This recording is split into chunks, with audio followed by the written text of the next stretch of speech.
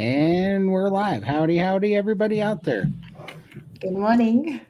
Good evening. We have a special guest today. Our good friend Benjamin Smith is here. He's the author of Why Are You Sick? And he has come in today to talk about his book and be part of our live Q&A and answer some questions. So, hey, can I say something? Can I say something really quick, Todd? I'm speechless to those transformations. Lindy, you look fabulous. Thank Todd, you. you look fabulous. And Michael, I'm speechless. I've never seen that where you have an oxygen on and stuff, and you look horrible. You look fantastic, Todd. Thanks so much. I appreciate it. I mean, I'm sorry. I had to say that. And Lindy and you both, Michael, too. I can't believe it. I know. You know what's amazing is Lindy is less than 30 days away from getting her first skin reduction surgery. Yep. So that's she's about to put the cherry on top fantastic, here. Lindy. It's awesome. Yeah. She's instant down over 10 kilo drop just by skin. Wow. Yeah, looking forward to it. Yeah. Well, thank you so much, and thank you for being here, Benjamin. Absolutely. Thank you for having me. That's awesome. So, want to tell our audience a little bit about yourself and what brings you here today? Yeah. So, my name is Benjamin Smith, and I'm an author, a writer, and one day I woke up and said to myself, something's wrong with health. And, it actually started back when I was a kid. For people listening, I ask all these questions. I go, why is the sky blue? Why is grass green? I just wanted to know everything. And my dad got mad at me. He's all, do you want me to answer that? Or are you going to answer that? I'm like, yay. So he'd always yell at me. And it turns out, I'm 55. So when I was, I went to college. High school, college. And then for 30 years, I owned an auto detailing company where I clean cars. And I still do that. But about 10 years ago, and I've always mentioned health, about 15 years ago, one of my sisters was diagnosed with cancer.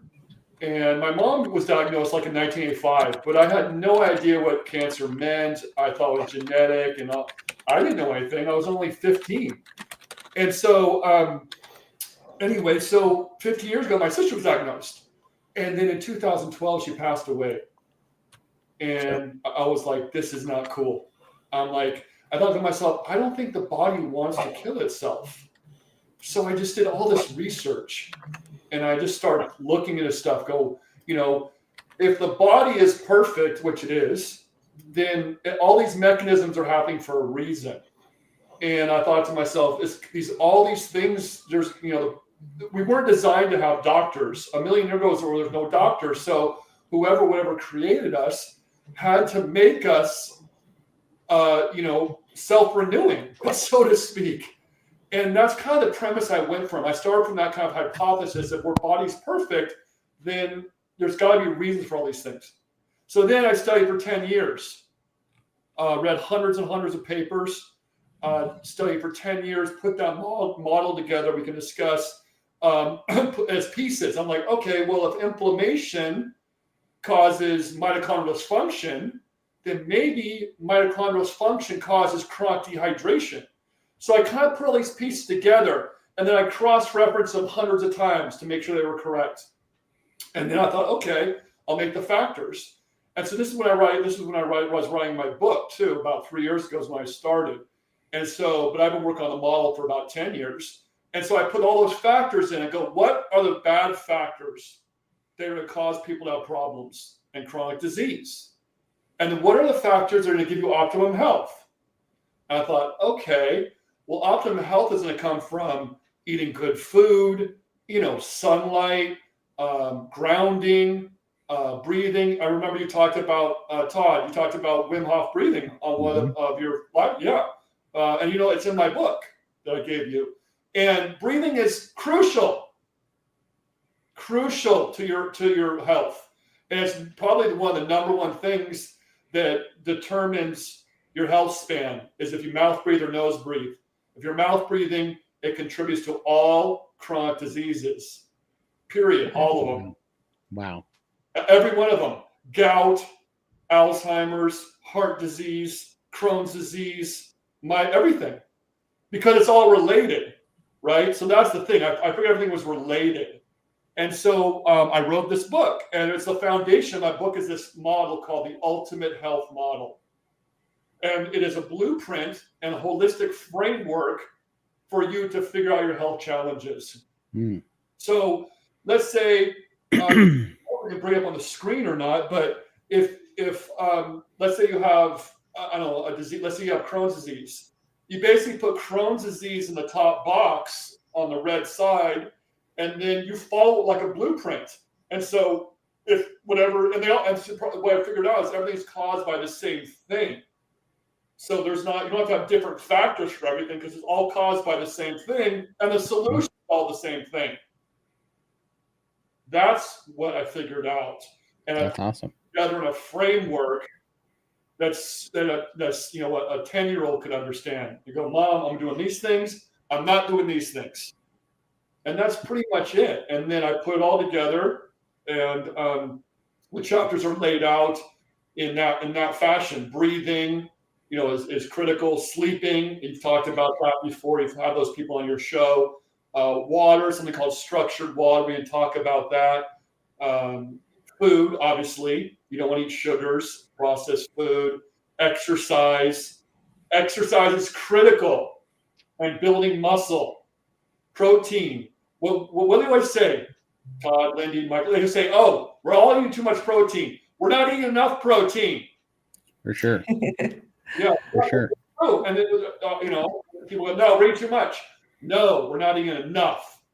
100%. Yeah, I believe obesity is actually a malnourished, as a malnourished state, not an overeating state.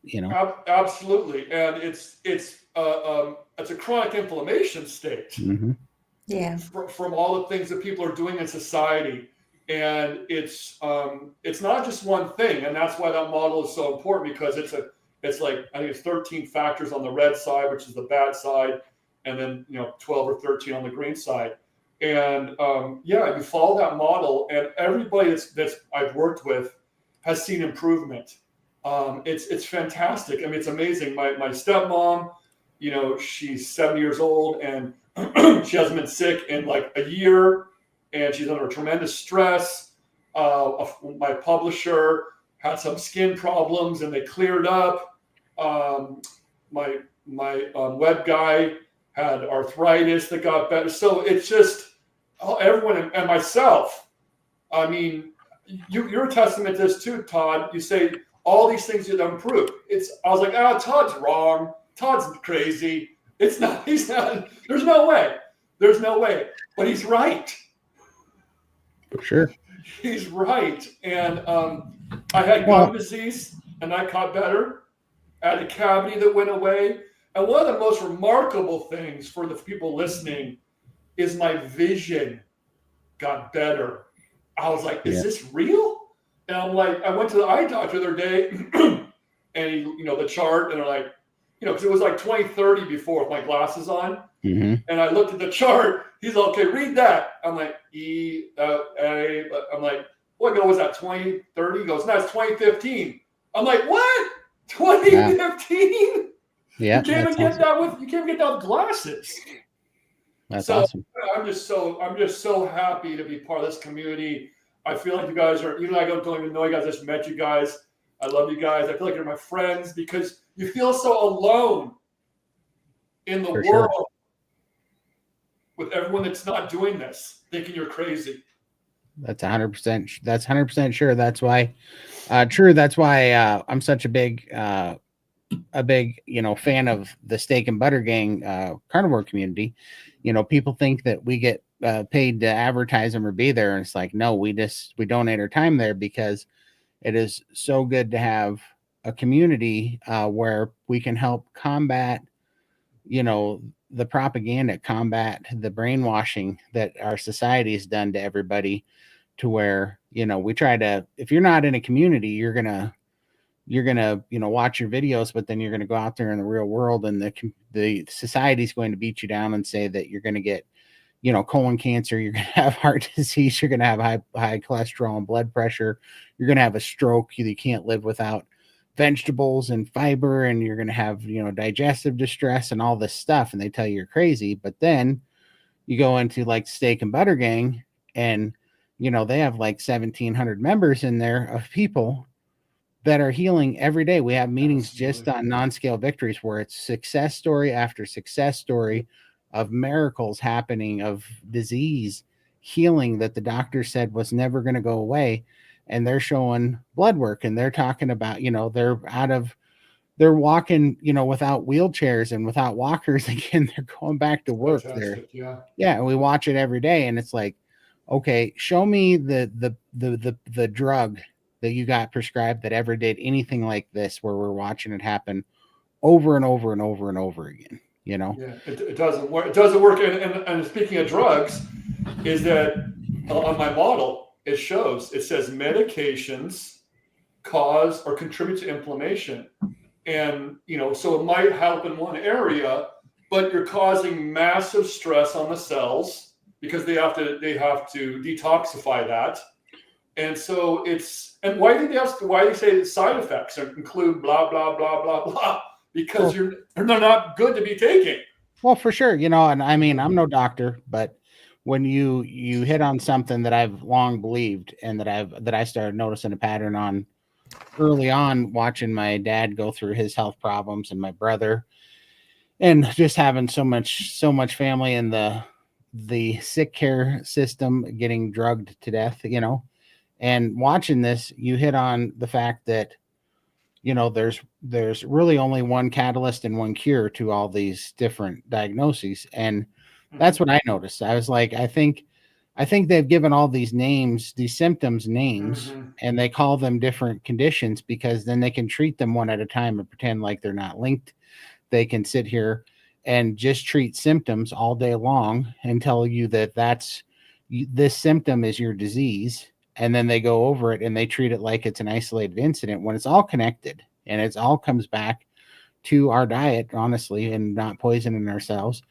And if you just treat your diet, you don't need any of these drugs. I mean, for the most part, unless you've done some serious permanent damage or something that takes a lot longer to heal.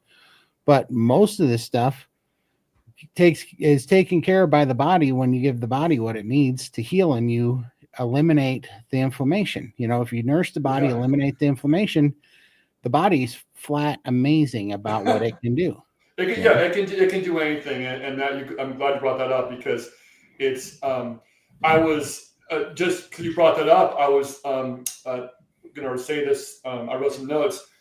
I lost my hair when I was 30. I went bald, and I got a transplant, and because I didn't want to be bald. It was really self-conscious, and so everyone says that that being bald is going bald is genetic, and there's a very small percentage that's genetic. The main thing is inflammation, and what the Dr. McDougall, the vegan doctor, I don't agree. He passed away, unfortunately, but I didn't agree with his vegan views, but he said that same thing. I was watching a video. He says, no, but male-pattern baldness is an autoimmune condition. And I thought, oh, and so, you've heard of DHT, right? High DHT levels. Well, guess what? So the reason you have high DHT levels is because DHT acts like an antioxidant. And there's research out there. So the body's once again trying to protect itself. So you're eating crappy food, you're stressing out, you're doing this, you're doing that. So the body's producing all that DHT to try to protect itself. And when I realized that, I was like, there you go. Once again, like we're talking about, the body's never doing anything wrong, ever. Right.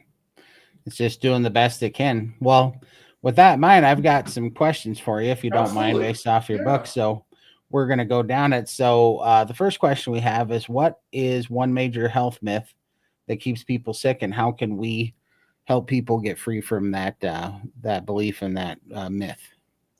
What's one? Man, that's a good question and a tough one.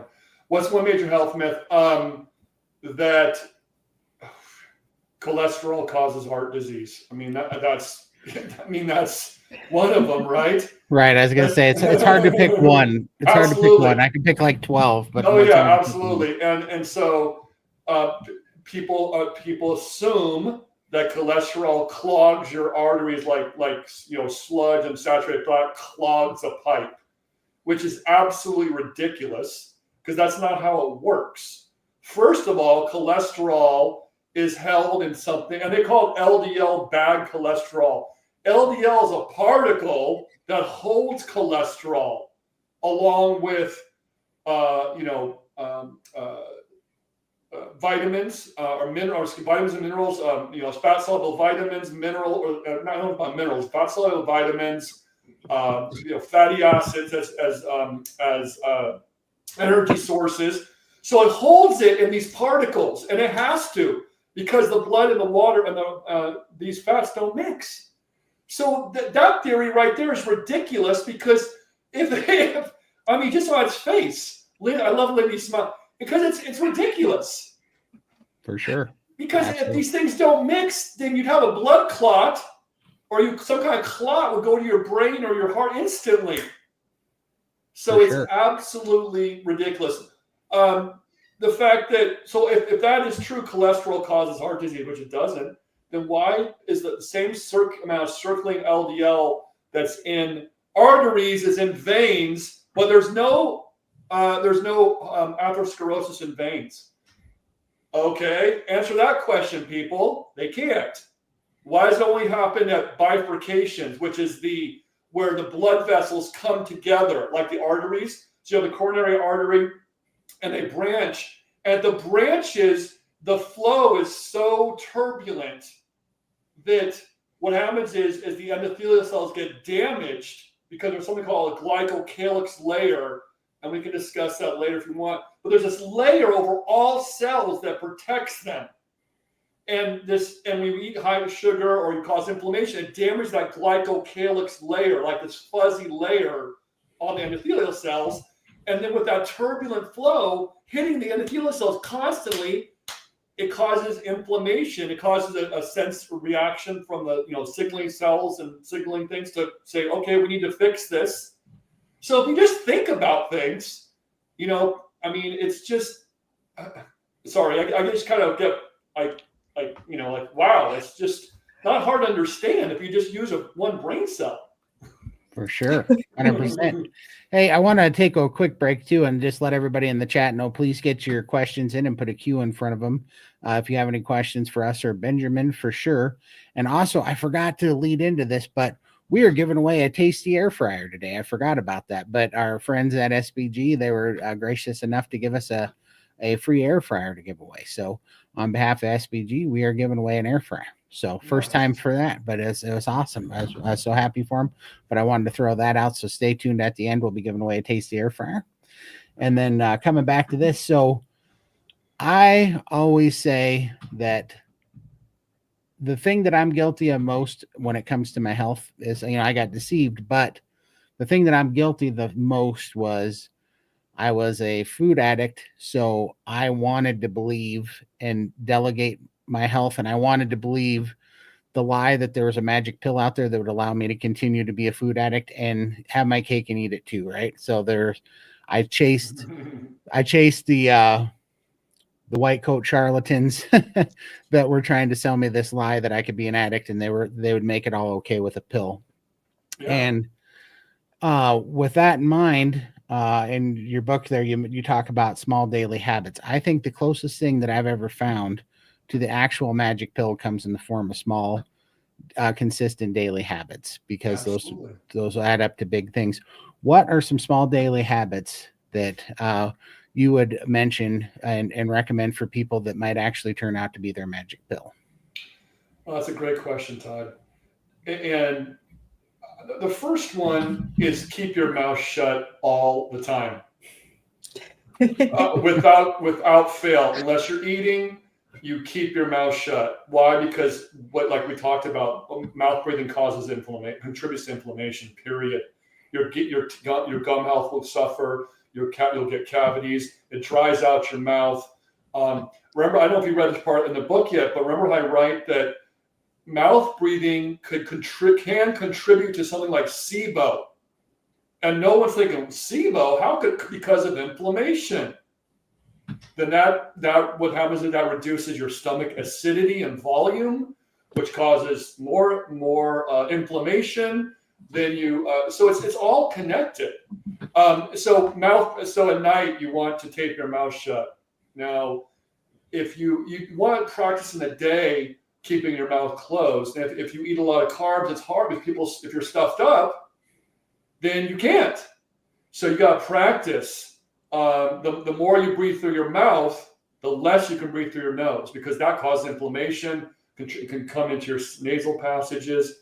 But breathing or nose breathing at night is a game changer. Once people do that, it's a game changer. There's mouth breathing strips you can buy, obviously, but that is crucial. The other thing that I do every day is I walk every morning and every night, at dawn and at dusk. You get the sunlight in your eyes without sunglasses. That is a game changer there. First, you get the exercise from the walking, but the sun is, it's been vilified, but it is the holder of all information and all processes. Electromagnetic energy is where all information is stored. Whether it's sunlight, infrared light, ultraviolet, all information comes. I'm going to say, no, it's not stored in light. It comes from light. It's stored in water, called structured water in your body. That's the basics of how it works. So when you wake up in the morning, you get the light in your eyes. The light coming into your eyes right at dawn actually is a precursor to all your hormones. So they call it retinol. You've heard of a vitamin called retinol. The reason they call it retinol is because retina, vitamin A. So all your hormone precursors come from light. Your microbiome starts building with light. Your cholesterol will go down. Your blood pressure will go down. Light is doing all of that. And to be honest with you, when people talk about building your gut microbiome with a vegan diet or carnivore, one of the biggest ways to build your gut microbiome is with morning light. That is more important than your diet. Getting that light in your eyes, and at nighttime, it starts the melatonin production. It starts cell repair and regeneration. It's basically what it's doing is setting your biological clock. You've heard of circadian rhythms, correct? For sure. Yeah, that's what it's doing. And so when you get in the morning and night, you are basically tuning your body. Like, okay, in the morning, okay, now it's going to get running for the day. At night, now it knows what to do for nighttime. You have to do that. For sure. I can definitely confirm that in my own experience. When I first started carnivore, I became a biphasic sleeper. Great.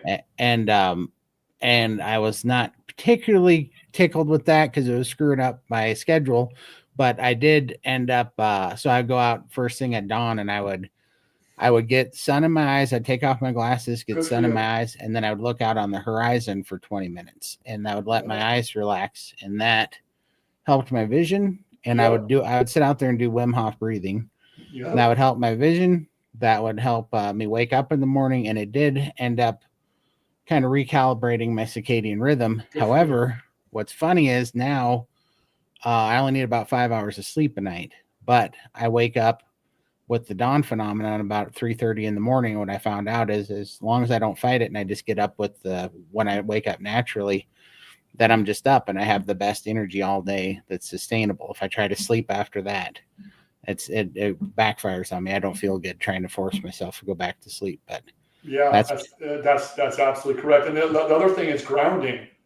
Yeah, grounding is so important. And I have a grounding pillow at my house here. So I try to, when I go outside, I sit in the grass, at my local park and ground myself. But if I don't do that, I have a grounding pillow. I recommend grounding mats when you're seeing your computer, whatever, because the grounding is basically the body's way of getting electrical nutrition. And the biggest antioxidant is not blueberries. It's Earth. For sure. Earth is the biggest antioxidant. Period. Yeah, for sure. Well, I mean, you can actually see it on a multimeter. I'm an electrician by trade, and I've actually tested that because I have grounding sheets, grounding pillowcases, grounding bed sheets, and grounding mats. And that was one of the first things that I noticed. And as soon as I was using a true RMS multimeter and saw that the transient voltage in my body actually decreased when I was grounded, I was like, okay, this is real. This is real. Absolutely. Absolutely. Yeah. And the other thing is structured water. Nobody knows about it. No one knows what that is. And we can talk more about that in detail if you want, but it's basically water that's an altered structural pattern to the molecules. So, and how would, I guess my question is, why would we need to do that? And how would that have been, let's say 100 years ago? Was that the natural state of the water? Yes. Yeah. So water in nature is structured. So when it's put through pipes, it destructures it because water goes like this, right? It doesn't go like this. That destructures it. So basically, like I said, structured water is water that's connected to each other, molecules, as I write in the book. So it's like Lego blocks. They connect together and they break apart 1 billion times a second. There's a lot of skeptics going, there's no such thing as structured water. Well, structured water works with consciousness too. So if you don't believe it and you're doing studies on it, it's not going to work for you. I mean, you know what I'm saying? So it's more ethereal than that. They're like, oh, it doesn't work. Okay, but it does. And so, so they come together and break apart. And that's what's creating information, or not, because light creates information. That's what holds all the information. And interestingly enough, the body's main job, remember I write in the book this, the body's main job is to structure water.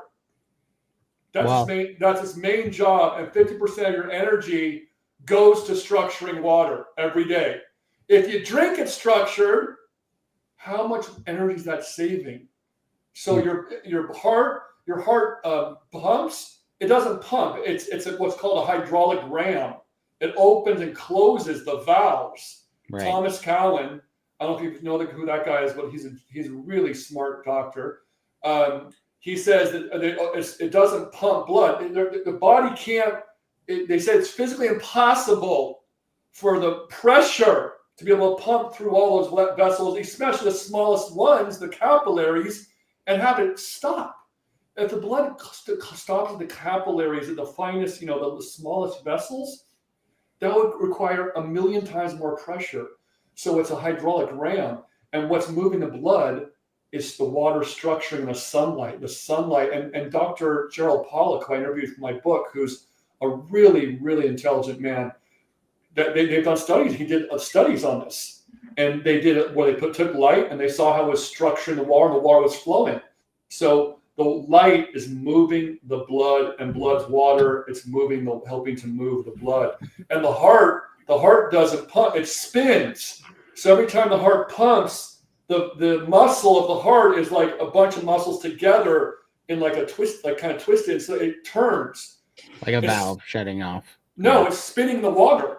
Oh, I gotcha. Like a vortex. Yeah. It's spinning the water to structure it, and the blood to structure it. Oh, that's really interesting. Yeah, so that's the body's main job, is to structure water. That's awesome. Let's see. Let's take some starred comments here real quick so we don't get too far behind on them, and then I have a whole bunch more questions for you. So absolutely. Let's go. So let's see. Carnivore Transformer says, welcome, Benjamin, to the podcast. We appreciate you, Carnivore. Thank you. And then let's see, Carol. Wow, which skin reduction? What's going on? Or what's going first, Lindy? What do you having removed? My tummy. Yeah, I've got about 10 kilos. I don't know what that is in pounds. Is it like 20 pounds or something worth of skin? Just 22. Yeah, just sitting there waiting to go. So that's the first one to do. Yeah.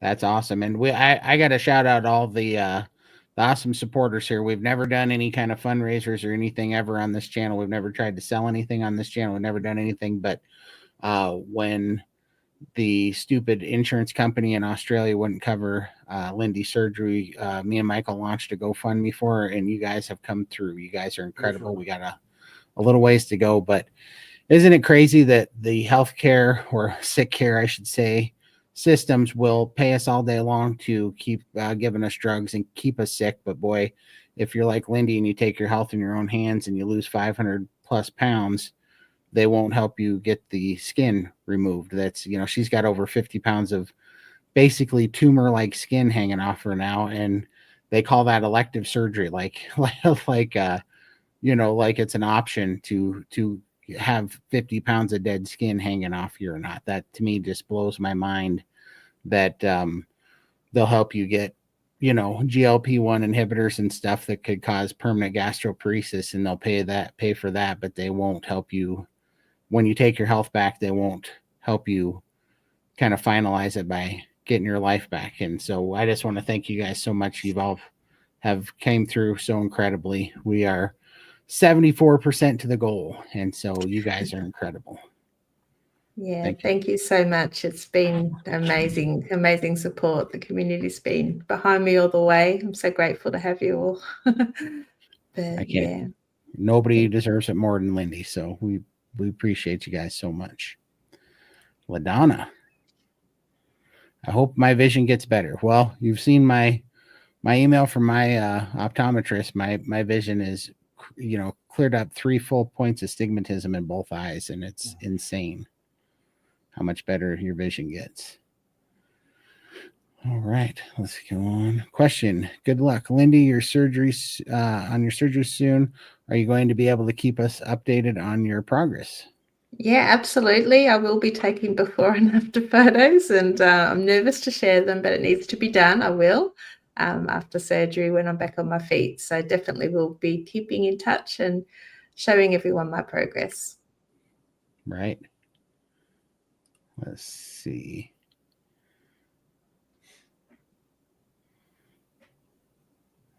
All right, we're going to move on. I'm just going through these real quick. All right.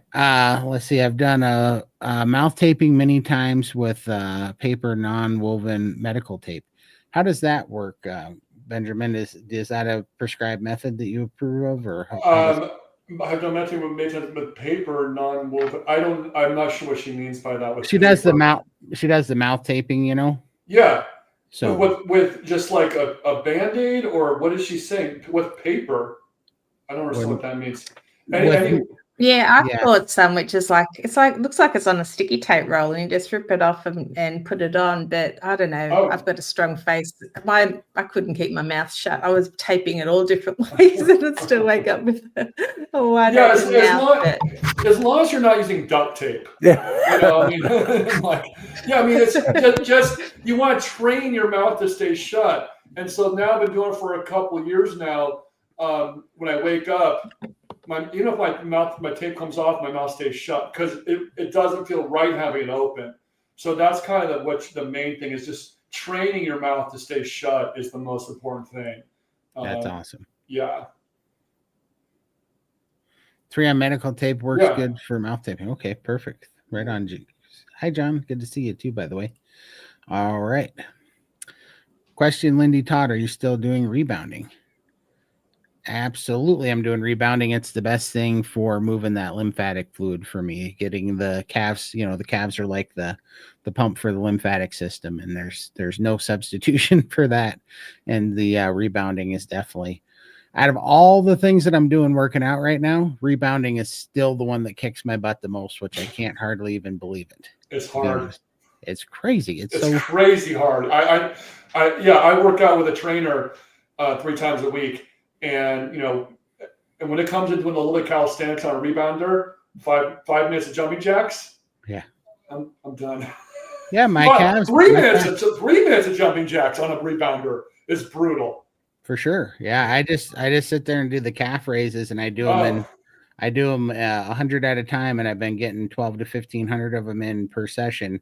and I can't hardly walk. I look like a newborn baby deer when I get done with that thing. You do get the jelly legs, yeah. It's like, whew, it's crazy. It's good fun though. You feel good afterwards. I do it before bed, and when I wake up in the morning, it wakes me up, and then I just do a gentle one at night, and it just, I don't know, I warm up and I sleep like a baby. So yeah. It does. And if you feel so, I like it in the morning because I take my iodine in the morning. I get my sprints in, I do the rebounding, and I do the shake plate. And by the time I'm done with that, I mean, it's better than coffee was back in the old days. I mean, you are wide awake, full of energy, got the blood flowing. You just feel just lighter. You get so much fluid off you and inflammation right away in the morning. It's just great how good you feel. Question, Todd, what kind of breathing did you say you do? Oh, Wim Hof breathing. So WIM, one word, HOFF. I don't know. What do they call that? Box breathing? Is that what that's called? Is that where you breathe? So from what I understand, Wim Hof, is that where you do 30 seconds of like, yeah. Well, no, it's not. It's not hyper. It's, you take it in as fast as you can, but all the way deep, and then you blow it out all the way deep as fast as you can, and you kind of do it in a rhythm. But what was crazy is, when I started this, I was on 6 liters of home oxygen. I was oxygen dependent. My oxygen saturation on 6 liters of oxygen was 88% saturation. I couldn't get over it. And then I started doing carnivore and Wim Hof breathing. I couldn't hold my breath for 15 seconds, and I felt like an elephant was sitting on my chest, and I was having like an asthma attack. So the idea of holding my breath for 30 seconds was insane to me. But I started doing that, and then I got off the oxygen, I got off the CPAP machine, and now my oxygen saturation is 96%, and I can hold my breath for 2.5 minutes now. I mean, it's absolutely nuts. It's nuts how much that did for me. And it did it in 6 months, not 2 years. When the first 6 months I was off of oxygen. It's crazy. It's a miracle, really. Yeah. It feels so good as well. You get sort of pins and needles in all your arms and legs, and when I do it, I don't think my circulation is very good. So the breathing does really help with that. It does, and it opens up your diaphragm, which opens up your lymphatic system in your waist, and so it starts to really move, and also up in your what do you call them, thoracic ducts? Really moves that around. And so I do that first in the morning, then get on the shake plate to open everything up. First 10 minutes on my legs, and then 5 minutes on my arms, and it opens up the thoracic ducts even more. Then you get on the rebounder, and that really opens up the lymphatic system, and you want to get some lymphatic fluid moving, and that's the way to do it for me, for sure. Let me say something really quick there, if I could, Todd. What's so important about the Wim Hof breathing is that it creates a acute stress as opposed to chronic stress. And acute stress, so when you're normally, you want to keep your mouth shut as much as possible, but doing the Wim Hof, it creates acute stress, and that actually increases human growth hormone and all these different other things. But it's the acute stress that's beneficial. That's why you were talking about sprinting. Sprinting is fantastic because that acute stress, like I said, causes hormesis for the body to adapt and get stronger. It's the chronic stress. So for people listening, that's the bad thing. That's why aerobics, long distance running, long distance runners have heart attacks. Because we're not designed to run 26 miles for the hell of it. It's just no, we're not. I've long said if you see me running more than 100 yards, you better pick up the pace because that means a bear's chasing me. For sure. That's great. Let's see here. All right, I got another question for you. Let's see. In chapter 2 of your book, you were talking about chapter 3 of your book, you're talking about understanding ourselves as mini cities. Yeah. Would you like to give us a little hint about how that can help us make smarter health decisions? Absolutely. So in my book, there's a picture, the cell picture, you might be referring to that.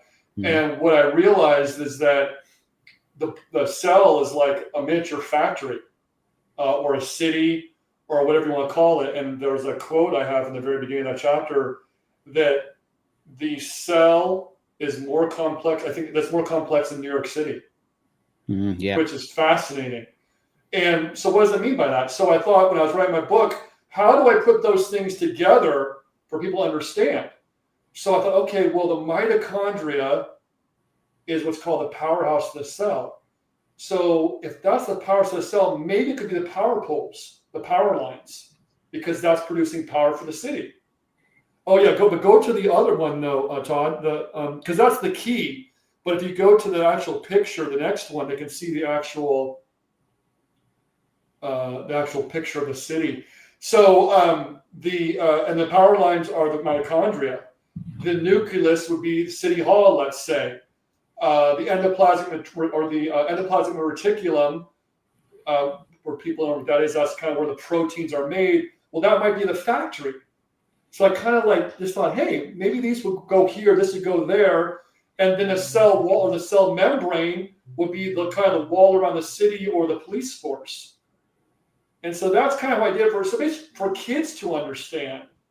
And then so we have the city that's kind of running good and intact, and then we have the other picture of the city that's kind of falling apart.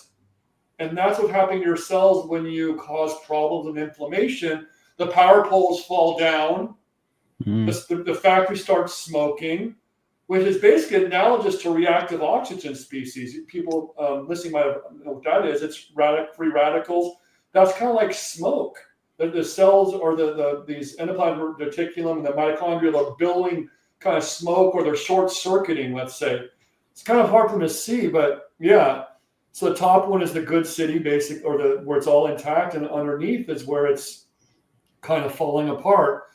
And see all the smoke. So that's kind of, I did to make it for kids so they could really understand how this stuff works.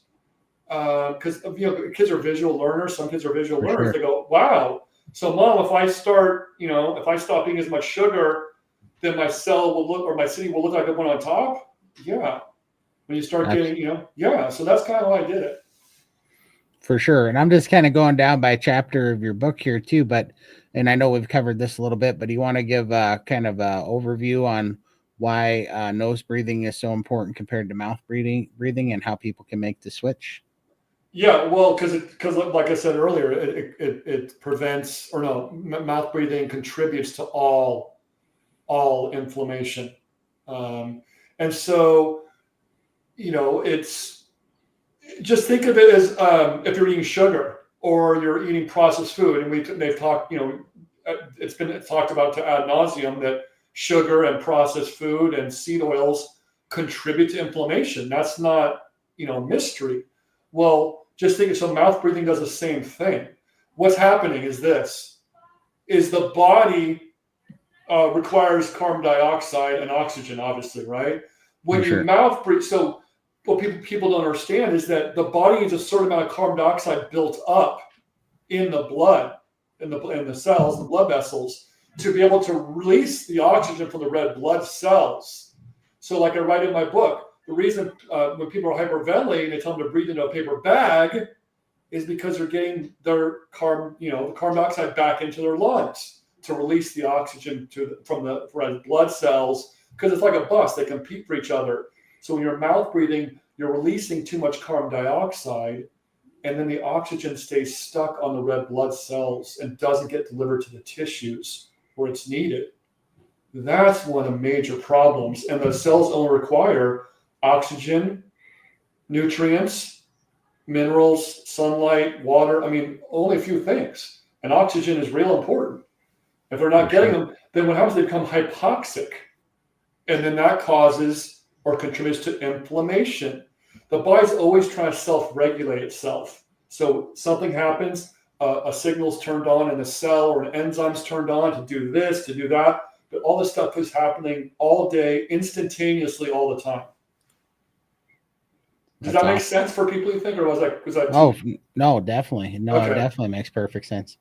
And yeah, I mean, it's so funny, right? Because my oxygen always been in the, sub 90% since I was just a teenager, and I had hell getting it up there, which is why it's so crazy that when I started doing Wim Hof breathing and I started doing nose breathing, it literally cleared up everything overnight. And I'd spent almost 2 decades on Advair and steroid inhalers and nebulizers, because God knows we have an Advair, deficiency in our in our population. It's like it's absolutely incredible when we start.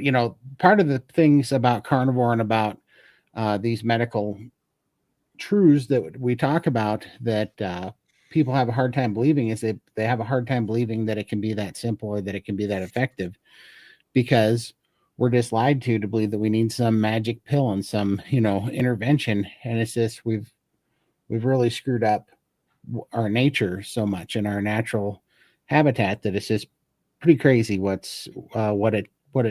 just going back to nature can do. It's absolutely incredible. Let's see here. That's the nose ring. So chapter 5, what are the top 3 changes people can make today to improve their sleep and start healing?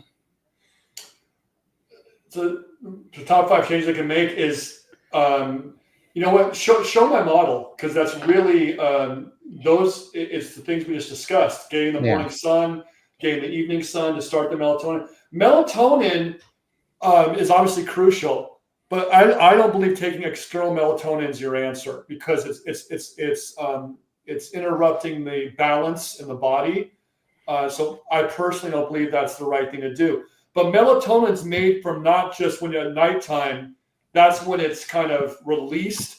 It's made in the daytime from sunlight. It's made from exercise. It's made from nose breathing. Now, there's no studies on that, let's say, but I theorize, because my model, is pretty much correct, I believe, that most likely it's created from all these things. So they want to plus limit the sugar or stop sugar altogether. I know that's hard. The seed oils are horribly bad, as you know. The processed food, stress. So if they do all these things, their sleep will get way better. Block out the light in your house so you're not, there's not a bunch of lights on. Oh, these things I'm wearing right here. To mention that, yeah, these are critical at night. Why is that? Because you do not want the blue light in your eyes at night from the iridescent, from your LEDs. That is causing inflammation. And if it's causing inflammation, it's causing stress. It's going to make it more difficult to fall asleep, blah, blah, blah. So these are really important to, you need to block the blue light at night at all costs. 100%. Yeah. These are about 50%. These are prescription, but these are 50% blue light blocking glasses. And it has made an incredible difference in kind of my difference, huh? Yeah. Oh, well, like stamina, right? I spent a lot of time working on the computer, and I would get eye strain, and my eyes would get so tired so early in the day. That's completely gone, and then I have a heck of a lot easier time winding down at night and getting into a REM sleep quicker. It's pretty crazy. Yeah, and these are Viva Rays. Are those the same ones that Bella has? Yeah, I know. Yeah, they look it. Yeah. They're Viva Rays. Yeah, they're Viva Rays. That's awesome.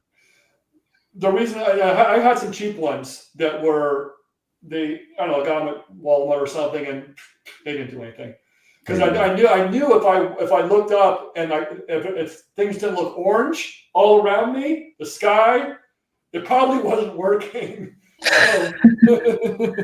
So I know these are a top notch for sure. And they're Viva Rays. Get them Viva Rays. That's awesome. Let's see. You mentioned the structured water. What's for somebody new to the structured water talk? What's the simplest way to start drinking structured water for better health? So, like I write in my book, water is a living thing. Water is where everything comes from. Where all information is stored in water. Just respect it. I think that's one of the biggest things I people need to know is the respect of water.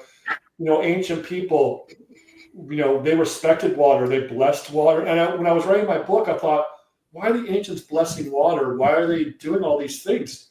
Maybe because they think water is important, And so talking to water, and people might think this is crazy, but there's been experiments done on this. Dr. Emoto, he said, he talked to water, they froze it. He said, I love you, water. All the crystals were beautifully shaped. All the patterns were beautiful. I hate you, water. And they were all misshapen. Now, yeah, but there's something even more incredible than that, though, Todd, is that so people think, well, that guy was, he did one experiment. Well, no, this is real. It's really happening. There's a lady called Veda Austin. And for listeners, look her up because you will change your thoughts on water instantly. So what she's done is kind of the same thing he's done. And she would freeze water and talk to it and show it pictures and do different things. And what it was remarkable, she's done thousands of these things. And so she played Stairway to Heaven by Led Zeppelin and had some water next to her, right? She flash froze it, put it in the freezer, took it out. Guess what was in the water? Just take a guess. What do you think could possibly be in the water? I have no clue. Lindy, Michael, say something. Come on. Nothing? I've got a little fish sitting in my... Speaking of fish. No. A ladder. Sorry. A stairway. A stairway was in the water. A stairway was in the water. She asked her cat, now this is going to blow your mind. She asked her cat if it wanted to go in or out. Wow. She froze the water. And when she told me this, because I met her at a conference, and I was like, that's it. I'm blown. I can't believe this. She froze the water. In the water, there was a message in the word "in." The cat was talking to her through the water. That's crazy. Yeah. So back to structured water. Structured water, or water holds all information. So blessing your water, thanking it, putting minerals in it. So what structures water? Vortexing it structures it. Spinning it, right? That structures it. That's why the water goes like this in lakes or rivers. It's structuring. Oxygen structures it. Minerals, the electromagnetic fields of the earth structure it. All these things structure the water. And there's also units you can buy to structure water. There's one I have on my website. But they're called as MEA device. It's called an MEA device. And this gentleman has done 30 years experiments on this stuff. And what it does, do you want me to show you this thing? Sure. Let me grab it really quick. Hold on one second. People can see it.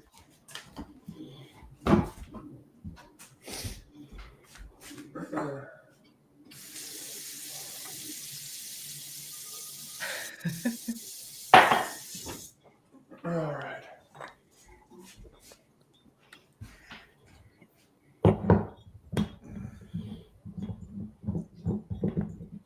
All right, hold on a second. Put my earphones back on here. No worries. Okay, so what's going on here? This is, they can see this. So this is the device. It's called MEA. And they can get it Ultimate Health Model. I know you don't sell stuff, but these things are super important for people's health. Yeah. UltimateHealthModel.com, and you go to the recommendations page, and they get a discount. It says MEA. So there's water on the bottom. This thing in the middle is the vortexing unit. So what this gentleman Robert Glay has done is it's going to spin it, but there's minerals in here and there's magnets in here. So it's going to replicate, try to replicate nature basically. And so we spin it. So you get these devices. Now this is a portable device. You can get one for your house too, that structures all the water in your house. And my mom has one, and she's like, also the calcium came off the wall or the shower. It was like, it's a miracle, she says, what it can do. Now watch. You spin it over, you turn it around, it starts spinning into a vortex. You see how it spins it? Can they see that? Yeah. I could have a lot of fun with that. See how it's doing that though? That's structuring it. And what's really cool about what this gentleman has done is there's a lot of structured devices on the market and he was asked by scientists if he could structure water permanently, and they gave him not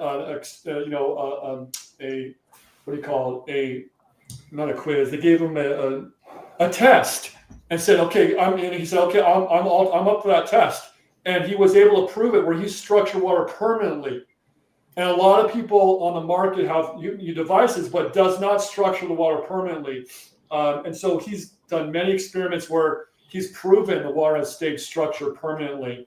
And what structured water can do is just remarkable. First of all, you drink this, it's less energy for the body to structure the water, like we talked about earlier in the conversation, right? If you're drinking structured water, how much energy does that free up for your body to do other things? Not to mention, structured water can take and dissolve or detoxify things in the body, in the cells, because it breaks them up into their elemental forms, right? So, and there's people out there that say, no, that's not true. Well, there are people out there that say it is true. So there's differing opinions. I'm on the belief that it is true, because that's what, structured water can pretty much do everything. So that's how that works.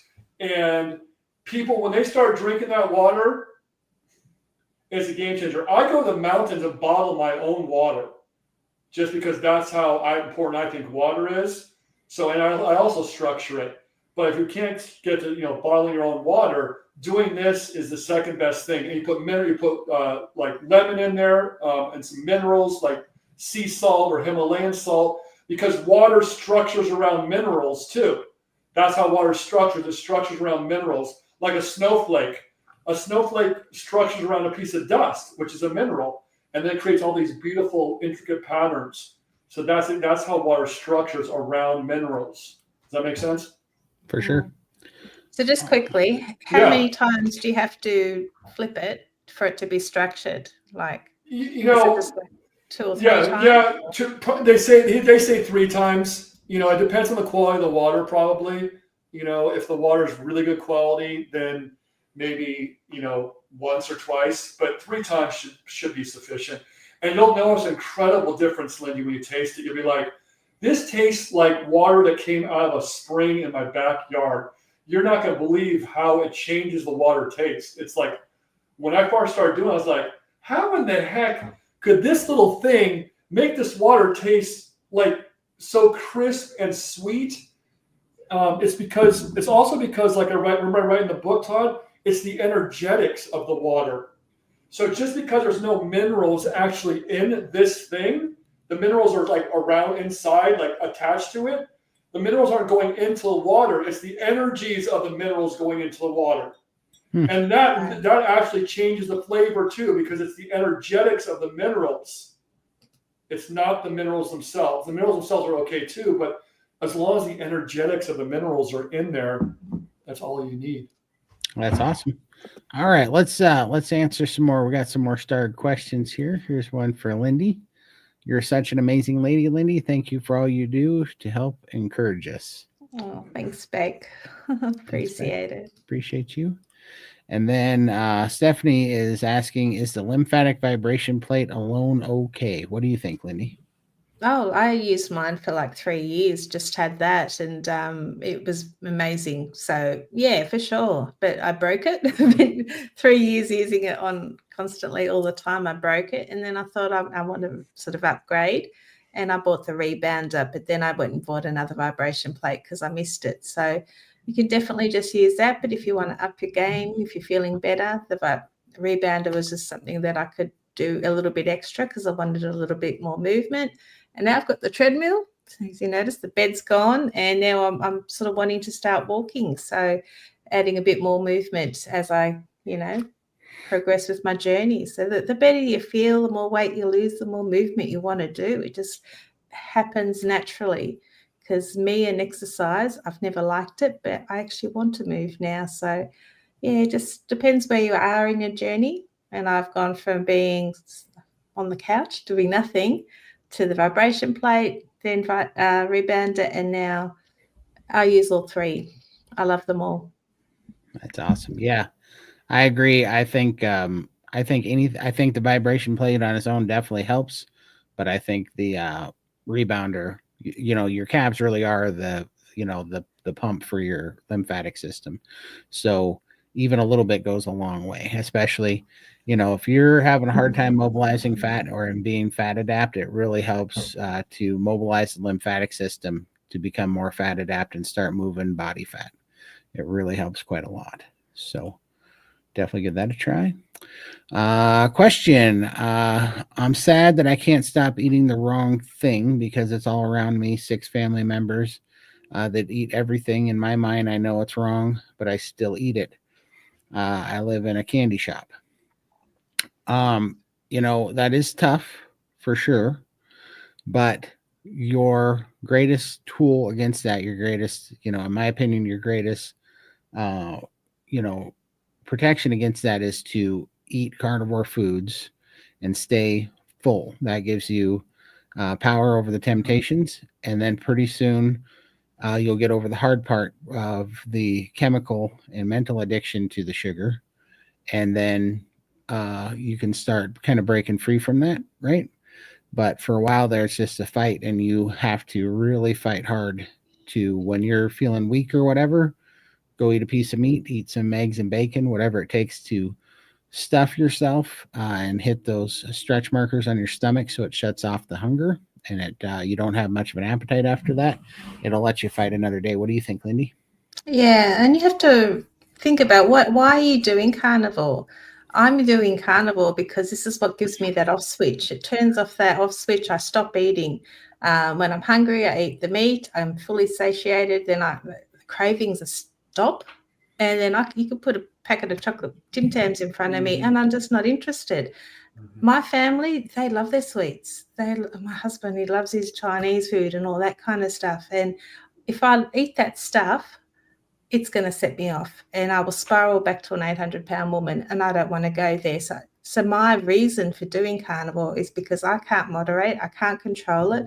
Carnivore is the only thing that gives me that off switch that can keep me on track. I mean, 3 years, and I failed every diet. I failed lap band surgery, got to 800 pounds with all of that. Carnivore, I'm losing the weight. I'm feeling fantastic. Why would I want to go back to that? So I have to remember, this is my journey. I'm not eating those foods for a reason. I can't moderate it.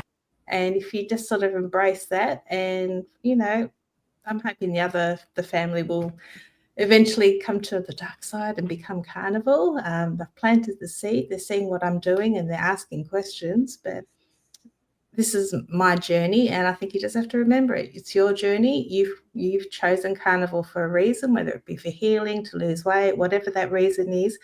Hold on to that reason, and just try and push through it. And if they're eating, you eat too, but eat your meat. Don't restrict. Just eat. Grab your eggs, grab your jerky, grab steak, bites, whatever. Cold hamburgers from the fridge. Just have your fridge stocked full of things that you can grab easily, and not be tempted to eat the sugars and the seed oils and things like that. Hope that helps. Can I say something, Todd, really quick? Absolutely.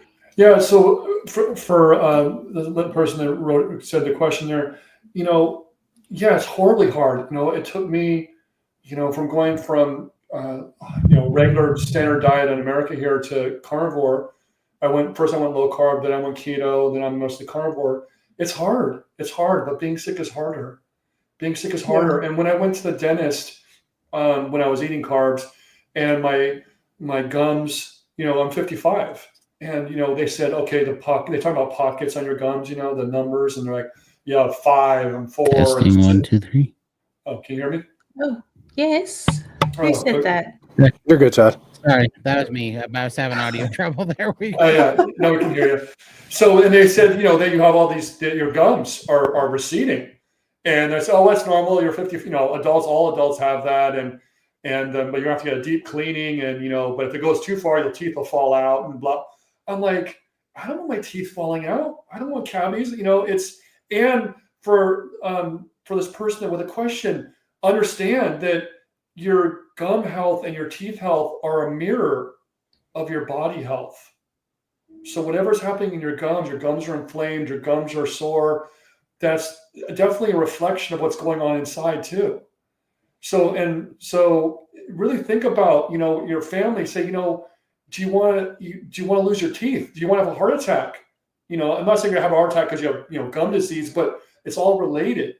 So what's more important, cookies or being around for your family? Absolutely. That's that's a very good point. And that was one of the things that changed my mind when I was watching videos by Robert Lustig and Gary Taub. Mm-hmm.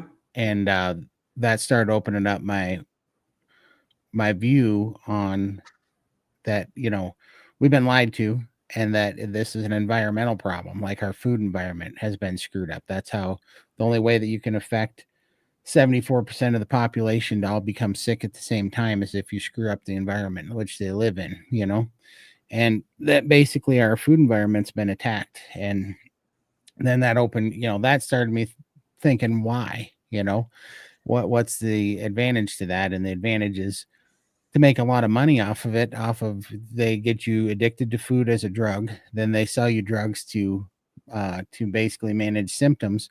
And in the whole, in my personal opinion, during that whole process, they're wearing you down so that you're not formidable, right? Like you're more controllable, right? You're not a threat to control. That's what I really think the whole purpose was. And when I started seeing it that way, then I started seeing sugar and the foods as real dangerous drugs that were stealing.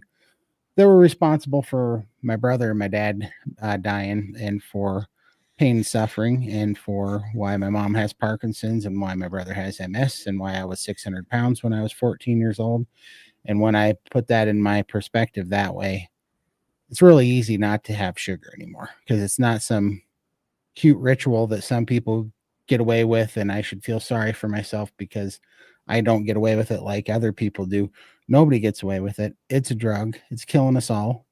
And we shouldn't fund the terrorists. We shouldn't fund the war on ourselves. We should, once and you can see that, it definitely should, you should kind of have a fight up, rising up in you that goes, I'm not going to play this game with this system anymore. Once you can see it, I'm going to start throwing punches back, and start fighting for my family and my friends, and be an example. And maybe I can help show people how to get out of this addiction that they're in, So move on to the next one. Hi, Kit.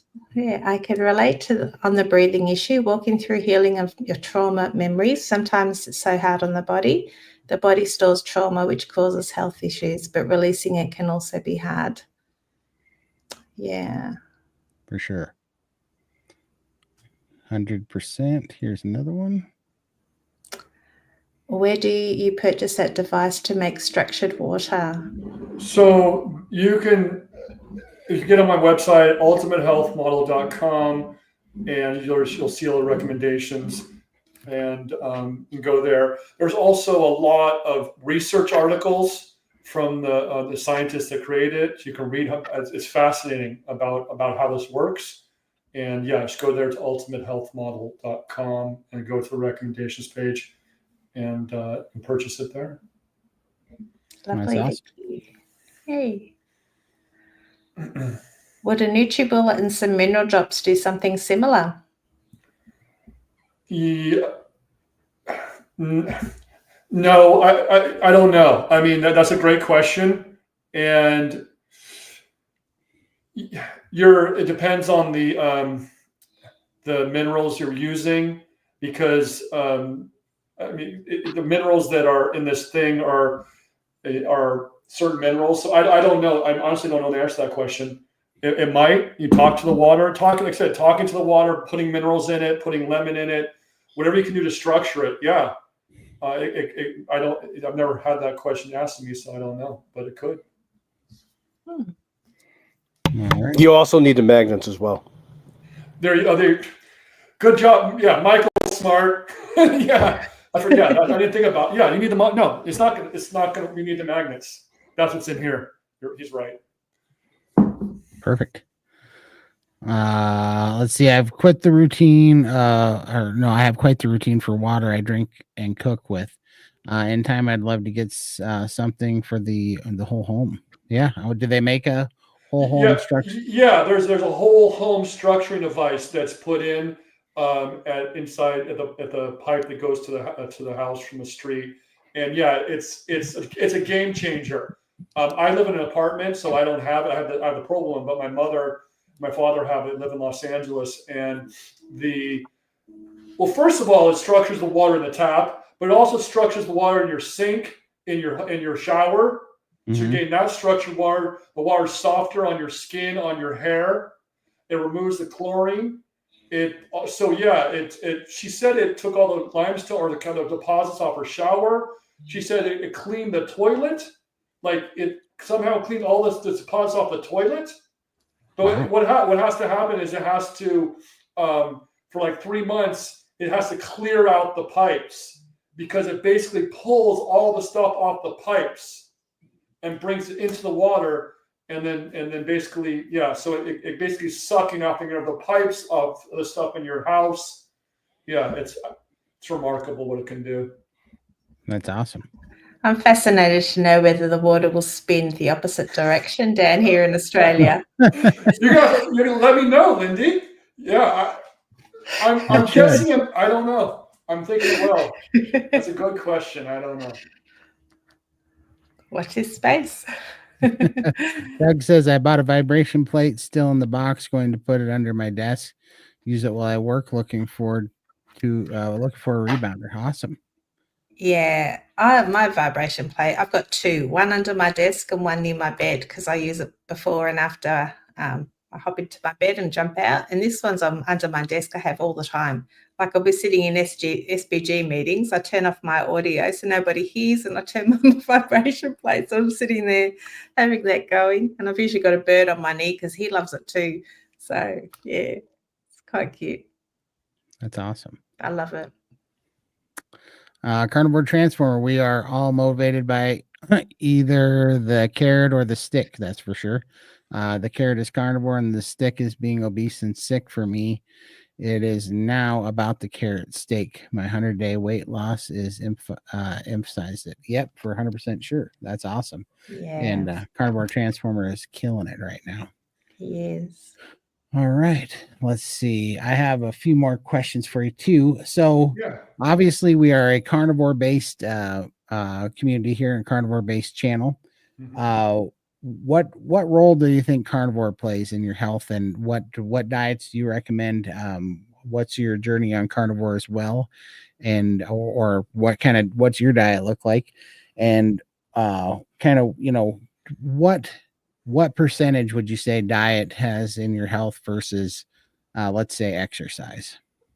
Okay, so my diet consists of eggs, butter, beef, bacon, a little bit of sardines sometimes. I have some avocado because I like avocado. I've always liked avocado. I eat some fermented vegetables because they're easy to digest. So I'll get them from a farmer's market. Just to kind of, to change things up a little bit, but I'll have some fermented vegetables. But it's mostly the meat, the eggs, the cheese. And I eat raw cheese from a local farm that I've been to I haven't been to their farm, but it's a farm down the street from my house, like 20 miles. And so that's most of my diet. Yeah. And that's about it. I eat the same thing every day. I'm not interested in cooking tacos and spaghetti like people do. It's like I feel kind of awkward, Todd, because everyone's cooking all these things, right? We're cooking lasagna and tacos and burritos and Chinese. I eat beef. And I eat some avocado. I'm like, oh, okay. It's simple. It's simple. Sure. And so what do I think about vegetables? Well, I think they're a fallback food. What do I mean by that? I think that we ate it when there's nothing else to eat. Our ancestors. It makes the most sense to me. And for people listening, think about this. I thought about this a lot. People, someone eats a hot pepper, let's say, or they cut up an onion. An onion makes you cry. A hot pepper makes you sweat. It makes you tingle. some of the really hot ones, people get numb. I thought to myself, why is that happening? It's because the pepper is not your friend. It's trying to kill you, but it can't because you're too big. So the vegetables were never meant to be eaten. They don't want to be eaten. So they have all these defense chemicals, like Dr. Chafee talks about, Dr. Berry all these people talk about. It makes sense. They don't want to be eaten. And they're so smart that they're a million times smarter than us, basically. And all these defense chemicals are there to harm you. And there's something called lectins. Gluten's a type of lectin. And what happens is the inflammation, when you have inflammation in your gut lining, let's say you have Crohn's, ulcerative colitis, or some kind of IBS, your gut's inflamed. What's happening is those lectins are going through into the bloodstream. And what happens is these lectins attach to cell membrane receptors, and they're so sophisticated that it tells the body that this is foreign. So these lectins basically say, okay, I'm gonna make this cell foreign. Then the immune system starts attacking it.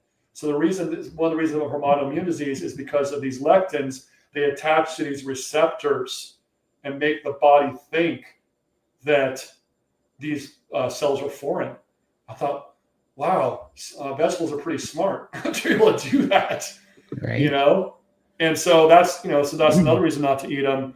I eat a little bit of fruit here and there, maybe a couple of berries, but it's basically the same thing. A vegan diet, I wouldn't suggest it because animal protein is more bioavailable. And there's something called true protein and crude protein, which a lot of people don't know what that is. And a lot of people don't discuss this, but true protein is the actual protein available in food. Crude protein includes nitrogen sources too that aren't part of an amino acid. And so a lot of times when they measure protein content in food, they're using a crude protein measurement. That's not the true protein content of the food. And that's a problem because then you think, oh, soybeans or lentils have 10 grams of protein. Well, the reality is they probably have 3 grams of protein because of that reasoning. Right? And I learned that from Peter Ballersted, who I interviewed for my book, a genius on, he's an ag specialist, but really smart gentleman, fascinating guy, talks about all this kind of stuff. That's awesome. Let's see here. I'm just going through some questions I wrote down. Let's see. Many people feel stuck when they don't see immediate results when they're making a dietary change. What kind of advice do you have for them on staying motivated and how to keep moving forward and being consistent? Keep going, just like you've done, just like Michael's done, just like Lindy's done. You just got to keep going. And when something, when you have a setback, just keep going. And like my model shows, you do as many things on the green side as you can, as few things on the red side as you can. One of the red things on the red side is, EMFs and all these electromagnetic frequencies. But in today's modern society, we have no choice. So we have to be exposed to it. So then I do more things on the green side of the model I created. And for people, just keep going. If, do one thing at a time, maybe type your mouth shut, get the structured device, limit your sugar. Don't eat, eat one less cookie the next day. But over time, like all of us have found, the remarkable changes. Like I said, when I got my vision of 2015, that's it. I'm never eating. I'll eat a couple. I'm not eating any more processed food ever unless I'm given to an accident. Literally, 2015. That was just how'd that happen? Doctors can't make it 2015. And I'm going to reverse my gum disease. I didn't want to have a deep cleaning. I didn't want to have a root canal.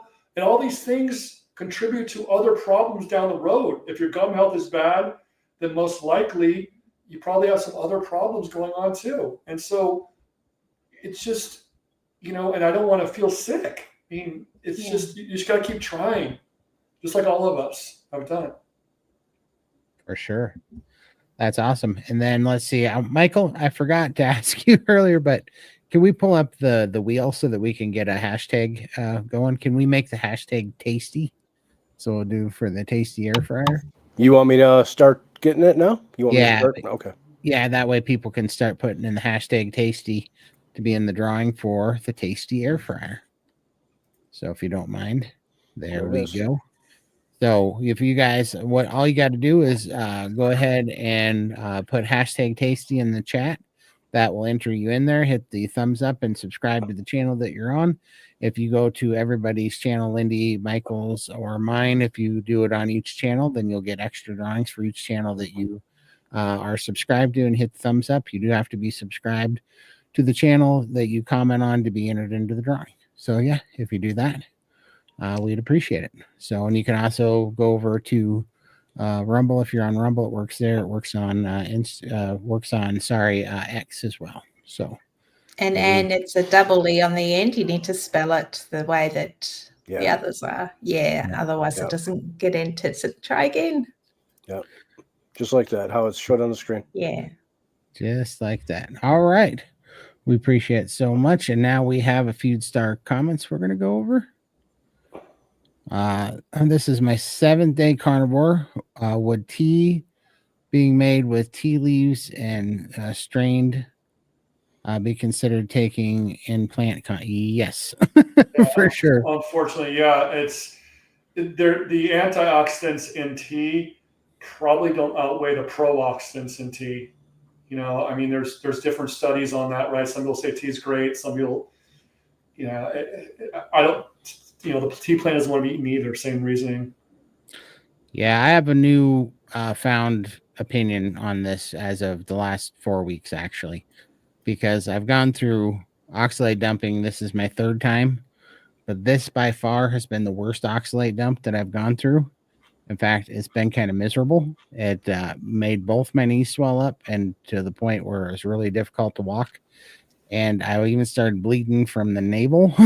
Like, nowhere. Like, no joke. This has been the worst oxalate dump. And I started going back. So I tested it to see if it really, like, is something else going on, or is it oxalate dumping? And friend of the show, Melissa, also a friend of SBG, she said if you're having oxalate dump that bad, to drink a little bit of tea, to have a little bit of oxalates and slow it down. And if it helps relieve the symptoms, then it's definitely oxalate dumping. I did that. It definitely did relieve it. And then I got to thinking, why is this so bad? And one of the things that I did for about 15 years was I drank over a gallon of iced tea a day for about 15 years. And I think that's where most of those oxalates were coming from. And that's most of the symptoms I was having from iced tea oxalates, because I didn't eat all that many vegetables, but I definitely drank a lot of tea. And for praying Sharia prayers, so the structured water will also help with that, because it can transmute toxins and all kinds of stuff. So, I'm down. Yeah, a lot of people go, oh, just drink more. Well, no, you can't. It's not just drinking more water.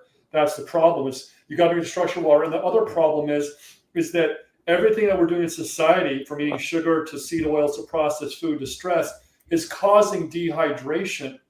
So, like, one of my mentors and one of my idols, Dr. Zach Bush, says that I think 75 or 80% of us are chronically dehydrated.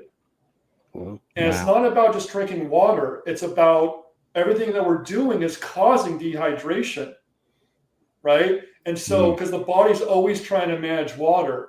And what do I mean by that? It's always managing water, put it into certain cells and certain organs. So, and if you're dehydrated, it's like, if it doesn't know it's getting more water, it's like, okay, what are we going to do now? This person's not going to give me more water, or it's dehydrating me by the sugar. I'm going to take the water out of my skin cells and put it towards my heart. That's why chronic dehydration causes skin problems too, because it's pulling it out of places that are not critical for survival. And so it's always managing this water, and then the stress causes the inflammation, which causes dehydration. So it's always a circle that we're trying to balance. And so, because a lot of people would, ask me, go, well, what you're saying drinking more water is going to help with my Crohn's disease? No, all the things on my model are going to help, but it's not about one thing. It's about a lot of things together. For sure. I just admit now that I do drink a peppermint tea every night before bed. Just saying. You're going to lose your carnivore card. Well, sorry. oxalates have to do with the type of tea you're drinking. Black tea is the worst of all teas to drink. That has the highest level of oxalates in it. The best is herbal tea. Okay. Well, I've still got in my head that peppermint's good for digestion. And because I have the lap band and I struggle to eat meat sometimes, it's still in my head. My nonna used to do it. She'd have a peppermint tea before bed. Yep.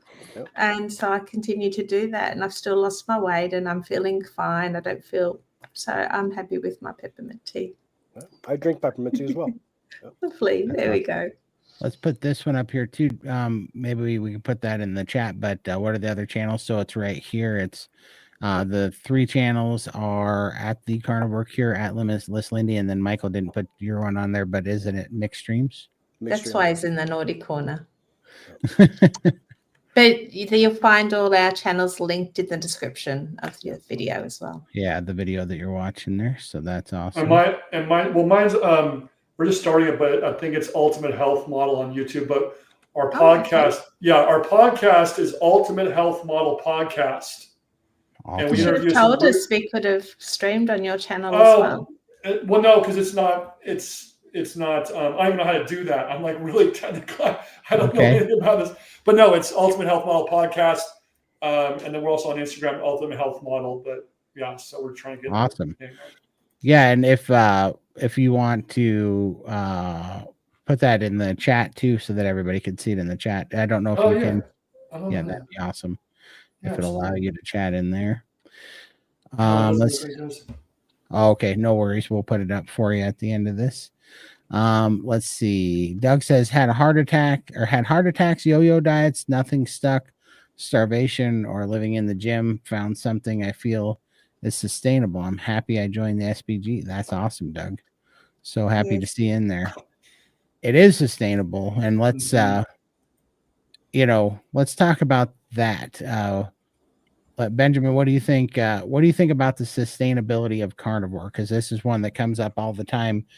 My theory on it is that people only feel like it's not sustainable when they're on the standard American diet because they don't realize they are addicts and they are in the middle of a drug addiction. But when you step away from that, you see just how carnivore is actually one of the most sustainable things there is.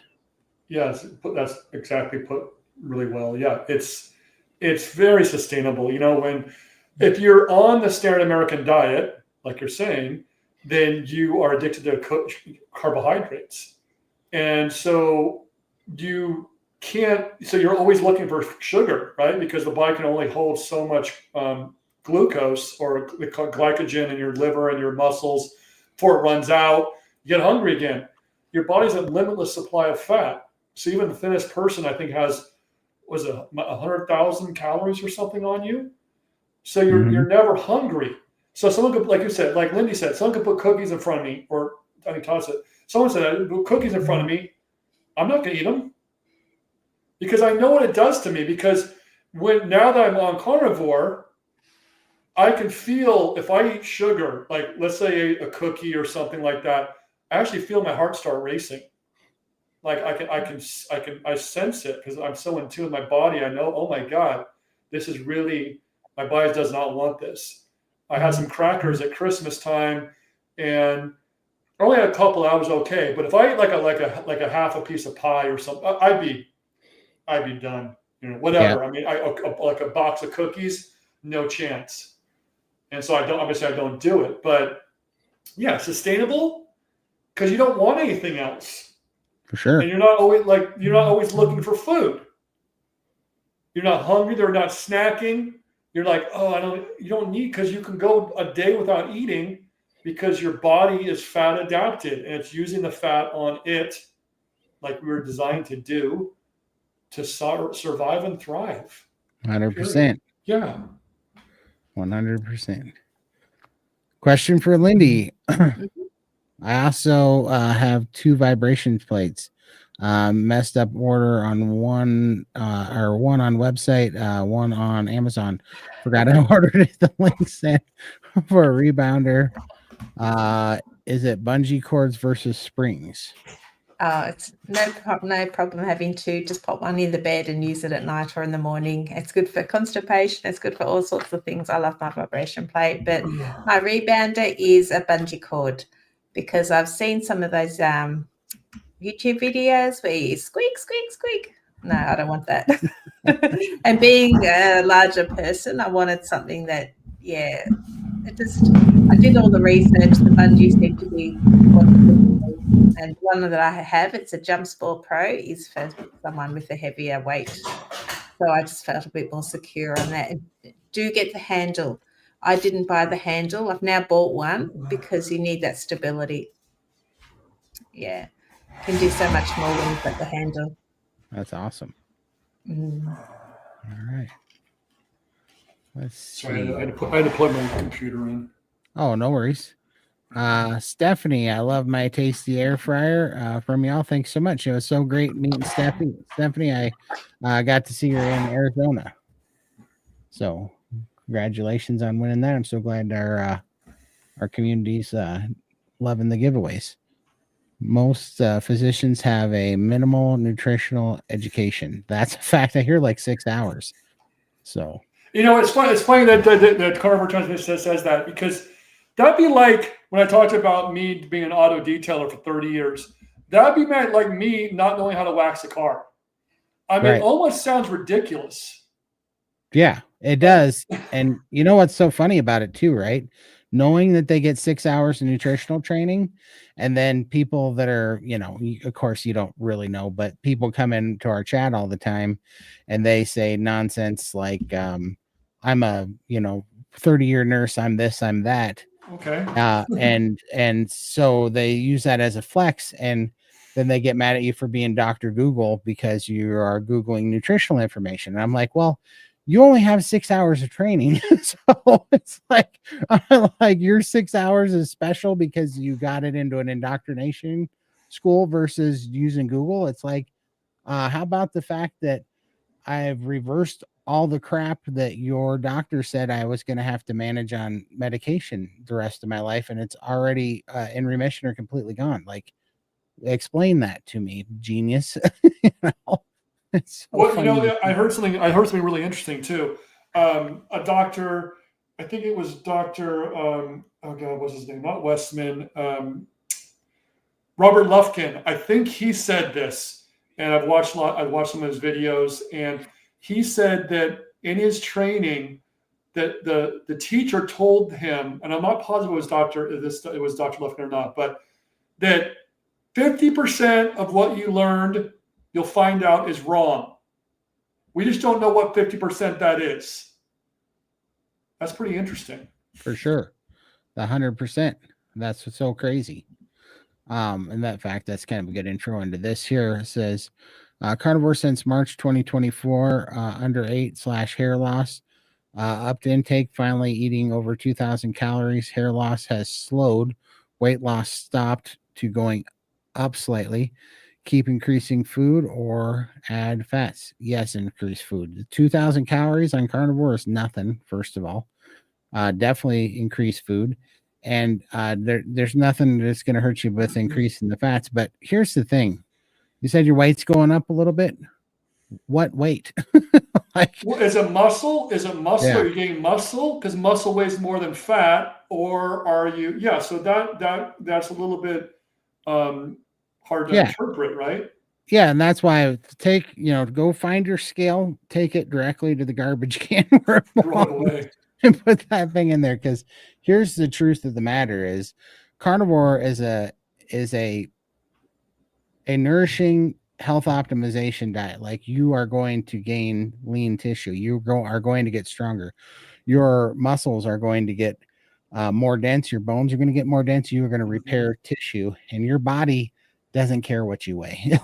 like your healthy body doesn't care what your weight is. And then the fat's going to come off. Then you're going to get lean, but your body's going to heal first. And so measurements are worth way more than whatever that scale is telling you.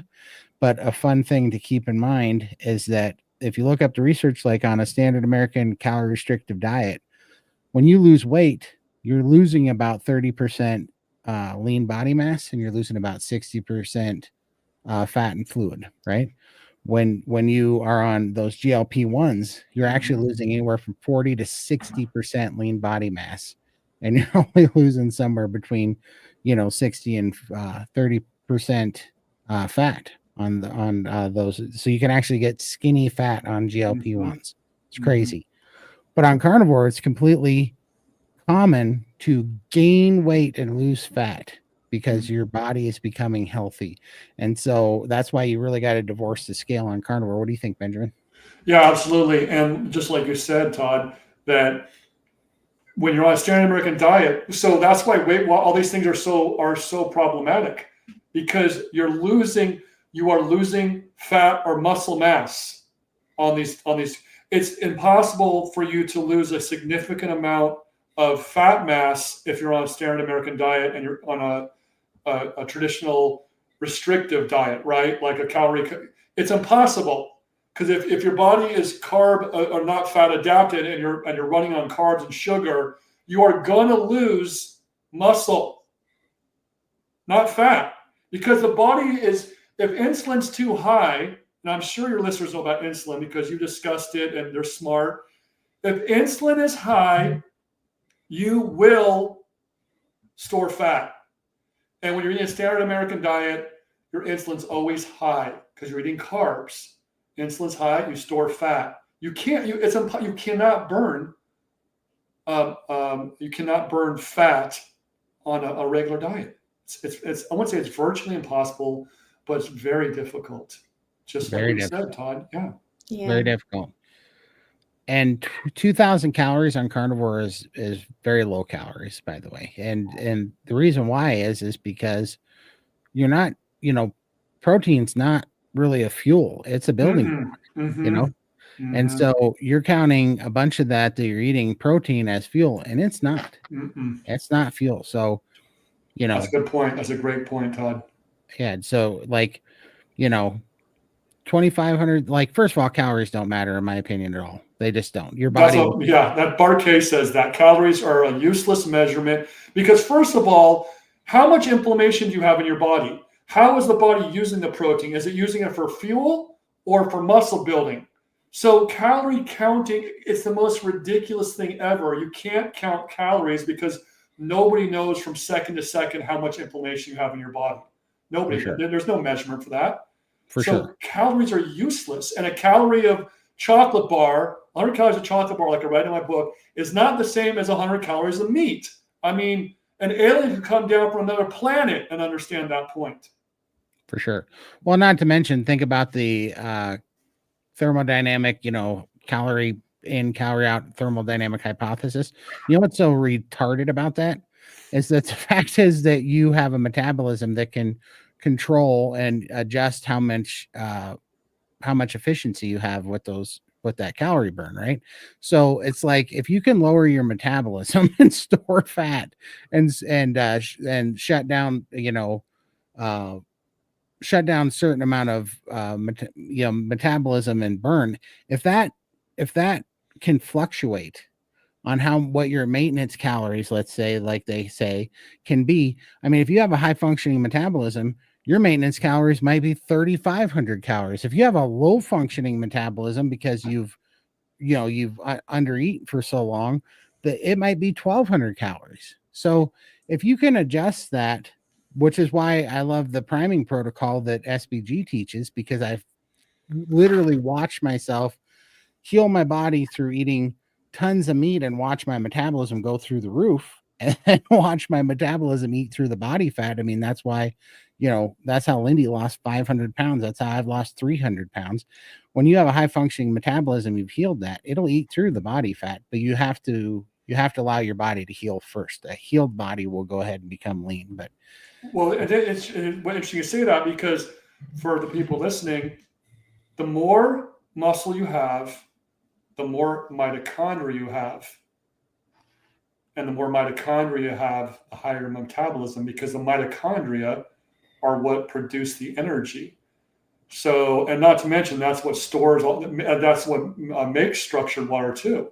Yeah. So the more mitochondria you have, the mitochondria actually make structured water. So the byproduct of eating food, whether it's carbs or fats, is carbon dioxide, water, and ATP. But that water is structured water. So get this. So, and I don't think fitness trainers even know this. The more muscle you have, the more mitochondria you have, which is raise your metabolism, like you're saying, but you produce more structured water. And the more structured water you have, the more information you can store, the longer you're most likely going to live. So that's another reason that muscle is so important that no one really discusses. For sure. I'm going to fast forward to this question now because it's on the same topic.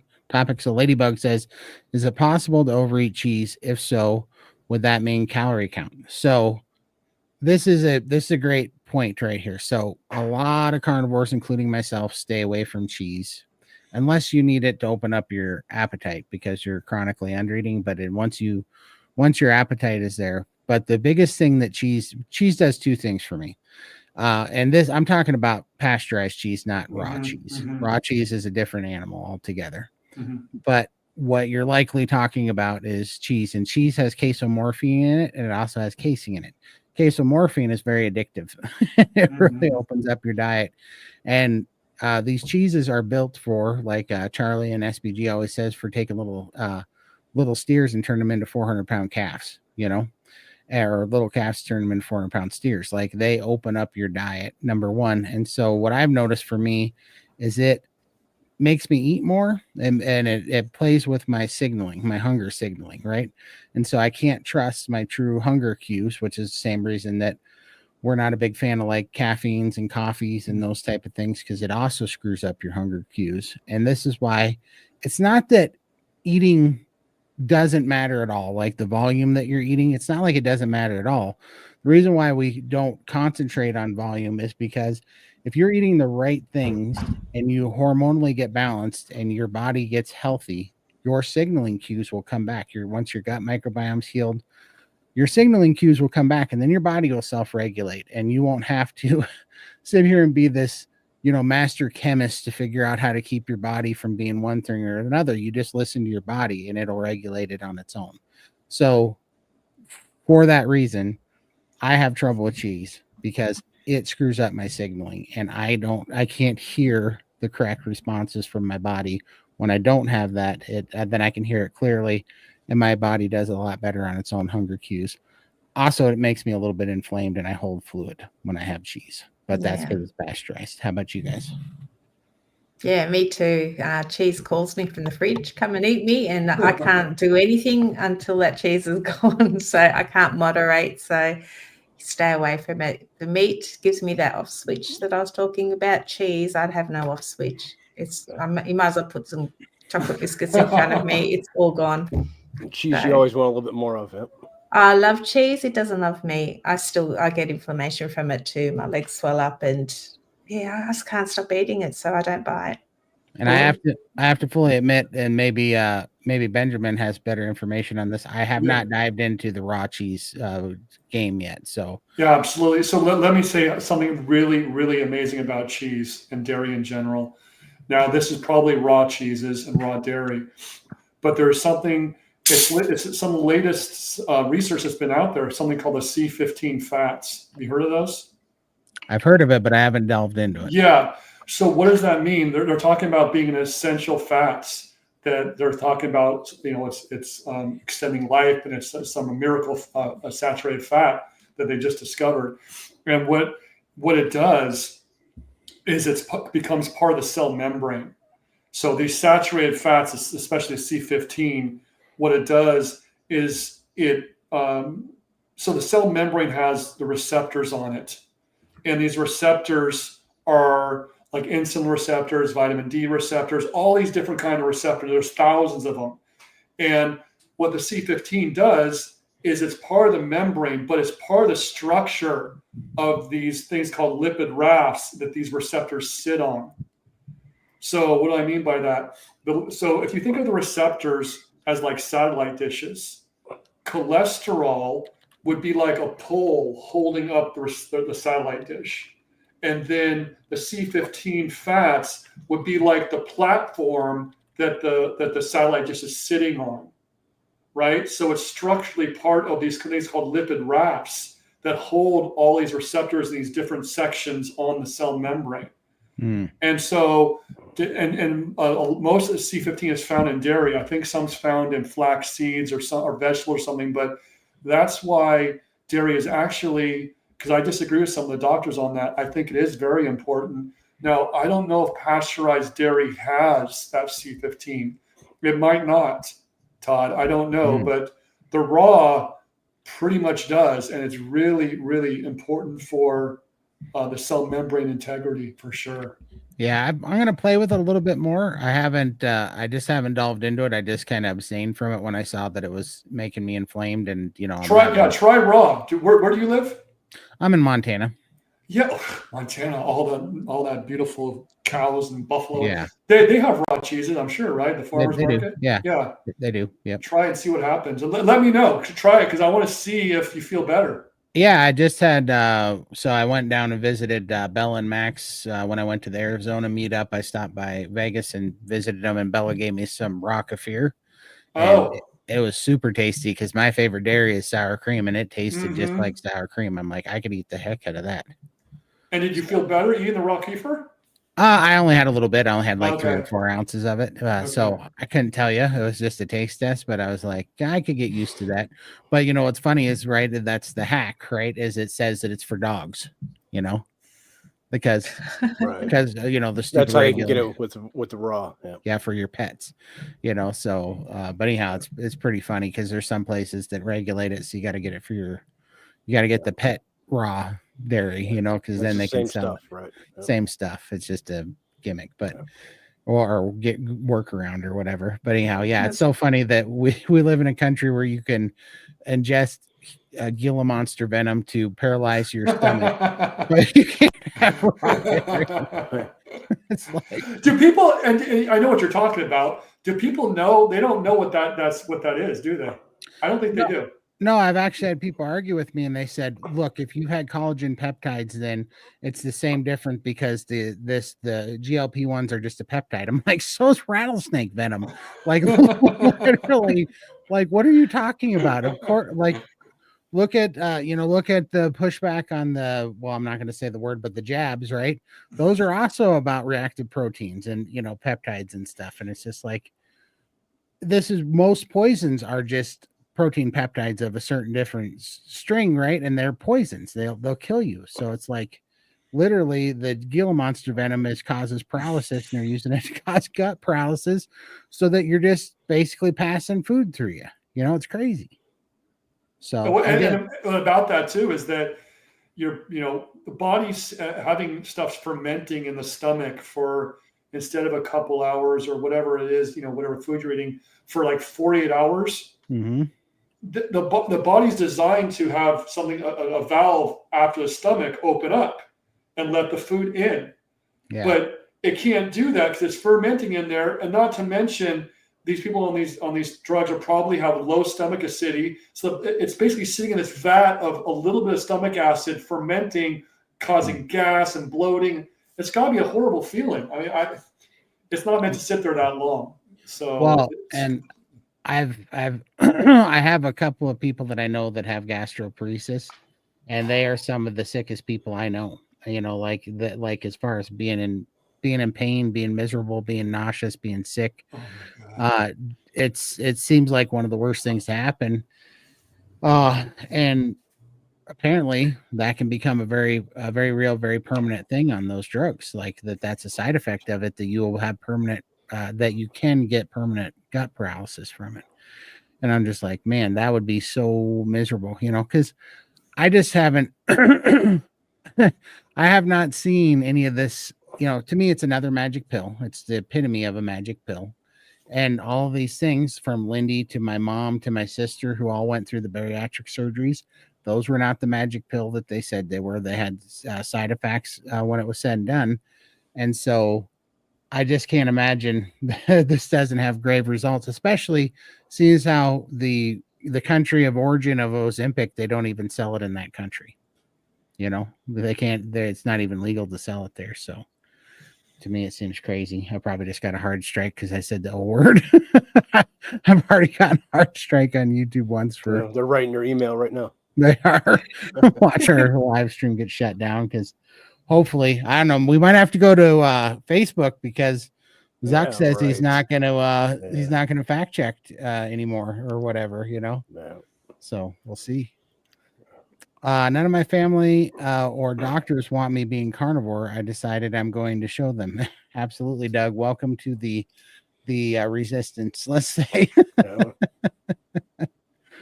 You know, it's so funny for anybody who haven't heard me say this. When I went to the hospital for 11 days to get fluid pumped off me because my heart stopped pumping worth a dang. And so I gained 84 pounds of fluid after COVID in 3 weeks because my heart wasn't pumping hard enough to get the fluid off me. And I went in and I had a bunch of fluid pumped off me with those Lasix IVs. And it pushed a bunch of fluid out of me. And then they sent all these specialists in that told me I had congestive heart failure and told me that my lungs were never going to function again. That told me I had to be on oxygen forever. They gave me a plethora of new medications and all that crap. And I'm not advocating for this, by the way. I'm just telling you what I did.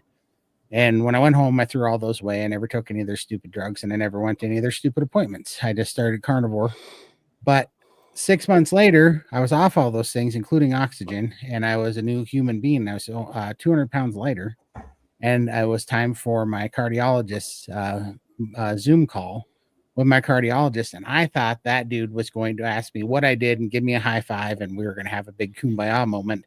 And that was the first time that dumb son of a bitch told me that he was worried about my diet.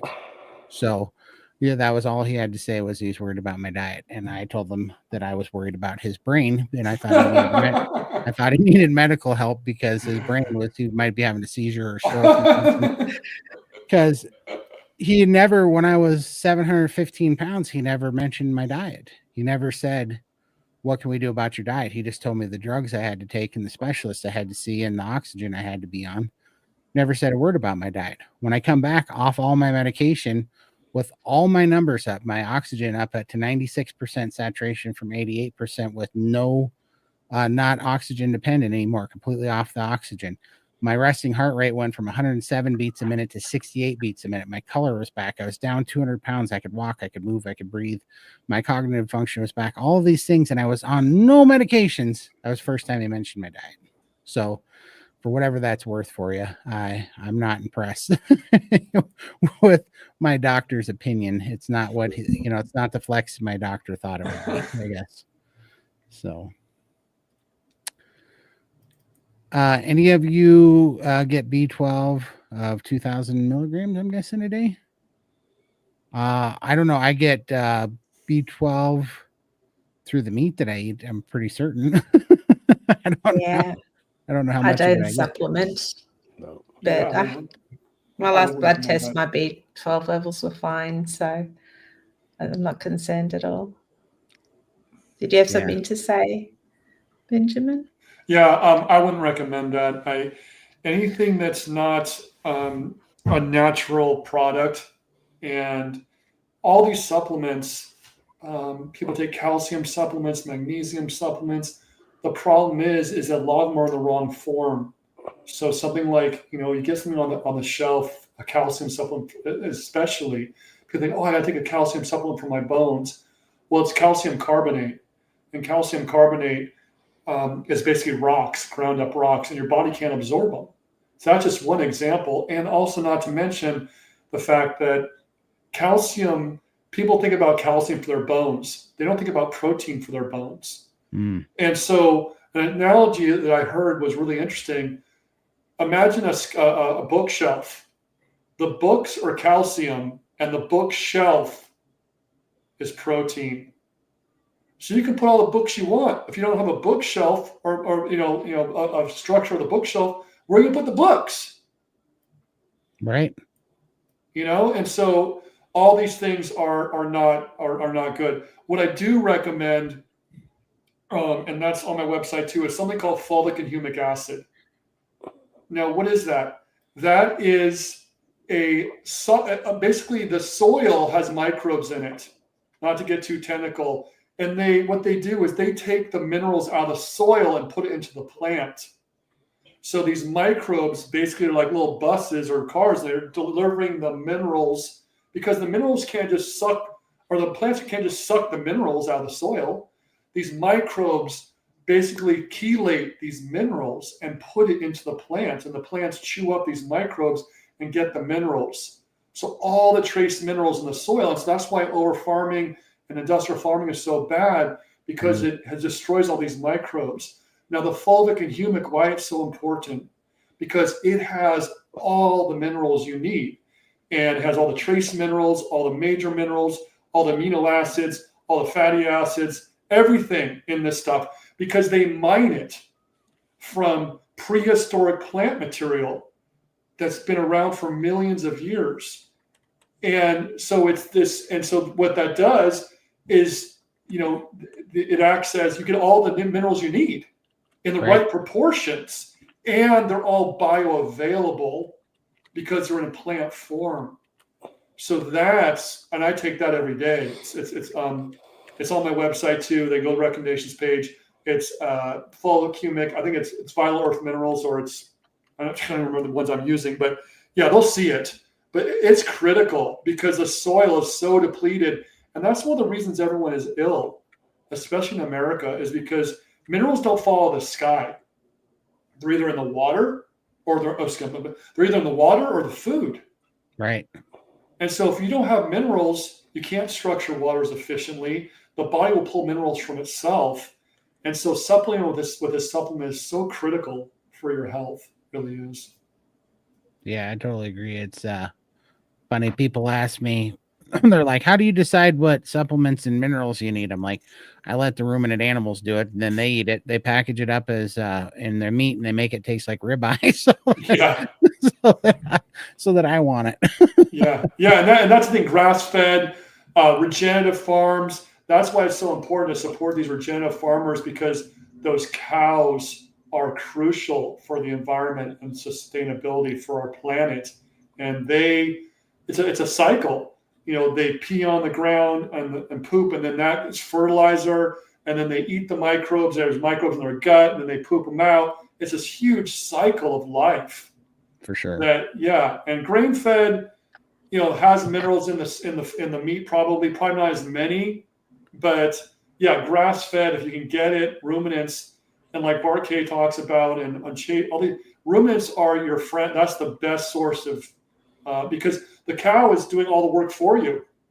It's taking something we can't eat, which is a plant, and turning it into extremely bioavailable protein that has everything you need in it, really. For sure. Yeah, I always say they're God's juicer. Yeah, it's good. That's good. That's a good one, Todd. I like that. That's good.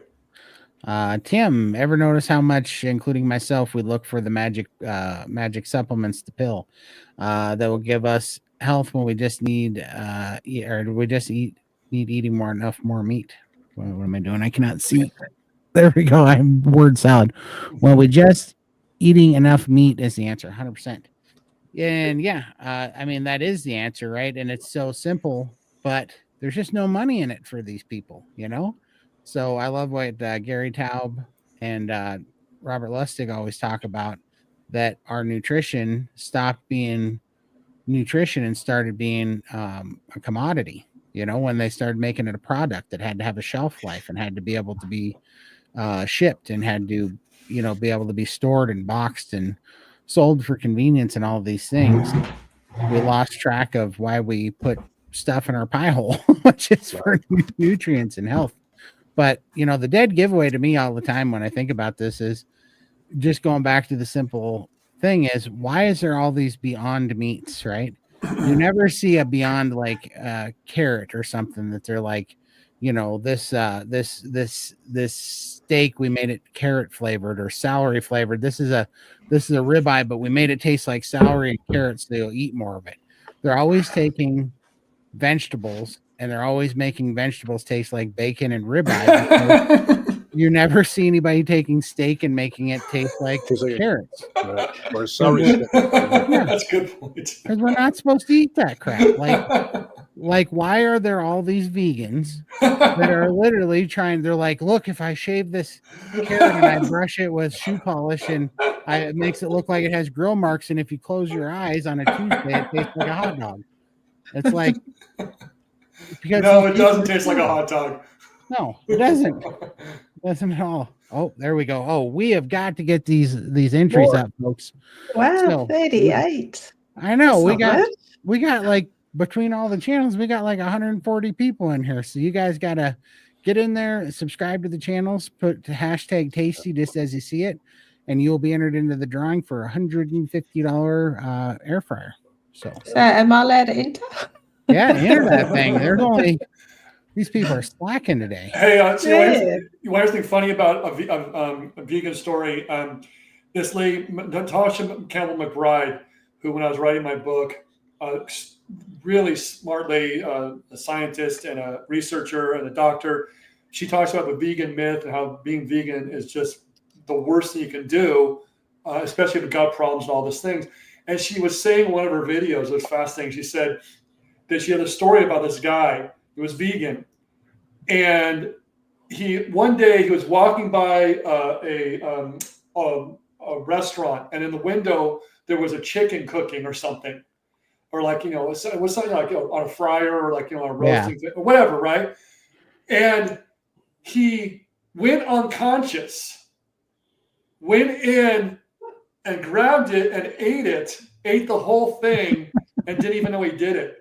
Wow. And I'm thinking that's because the body is starving for these things, and if you don't give it to it, it will go unconscious. Where you just automatically do it. And I think a lot of vegans, and I don't know how many, but I'm guessing some vegans probably are eating meat and they don't even know it. Right. Maybe, possibly. What's your thoughts on that, Michael? I think it's possible. Yeah, I think so. I think Todd does that all the time with his steaks, and he blames the dog on it. That's why I wake up a couple ribeyes short and be like, no, dog.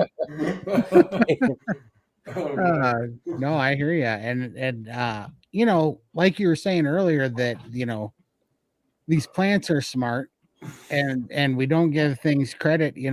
I don't know how much truth is in this, but it is weird when you're going through carb withdrawals, when you're starting this, that you start, you're such an addict and your brain's going crazy. You start dreaming about food. You start dreaming about sugar.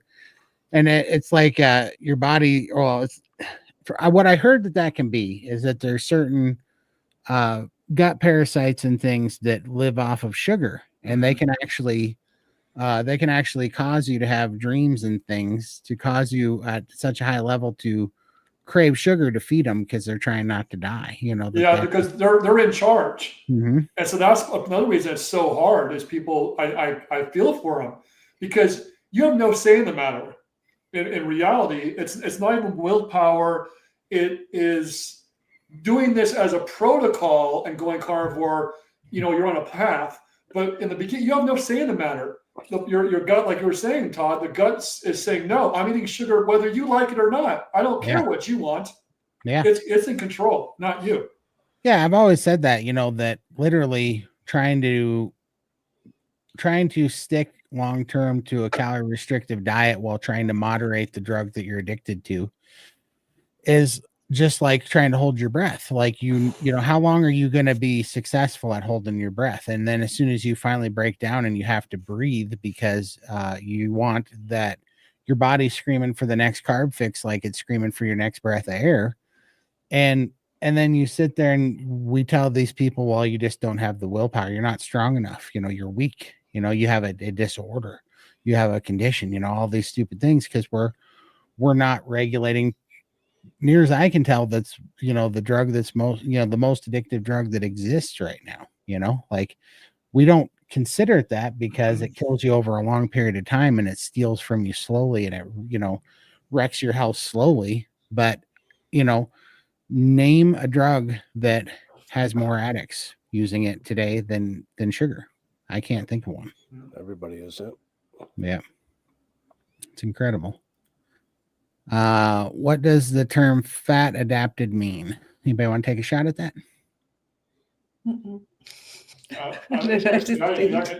Basically, fat adapted means that the enzymes are upregulated in the cells to be able to burn fat efficiently. So that means that you're metabolically flexible too. So you can burn carbs as well, but you're also able to burn the fat that you're eating, because like I said, those enzymes have been dormant for so long because you've been eating so much sugar and so much carbs that and the body's storing all this fat. It doesn't know how to burn it or utilize it, because all you're doing is eating sugar. And so you become fat adapted. You're able to take your basically fat stores on your body and utilize that as fuel. And like I said earlier in the conversation, even me, I'm thin. I still probably have 100. I think I read 100,000 calories or something like that. Have you heard about that, Todd, on your body or something? Oh, I'm sure. Yeah. Yeah, at least 100,000 calories, or I won't call it calories because calories don't exist, but 100,000 units of energy, as opposed to when you are eating carbs.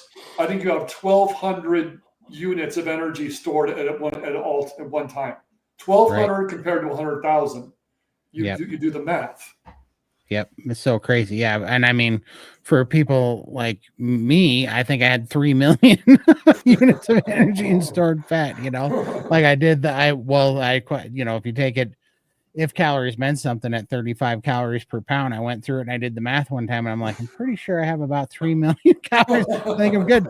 Well, and I joke about it because it was funny, but that's what I was so mad is that I'd meet dietitians and I'm like, why didn't nobody ever explain to us, when we're on the standard American diet, people are like, how could you be 700 pounds? How could you, that's one of the questions that drives me the most crazy is how could you get to 700 pounds and let yourself go like that? I'm like, what do you mean let myself go? You think that I didn't try to stop it? Like I went from 0 to 700 and then was like, maybe I better cut. like I did this ridiculous from my whole life. I went on more calorie restrictive diets than anybody I know. I tried everything, including just stopping eating. I lost 300 pounds twice in my life before and 200 pounds twice in my life before, gained it all back.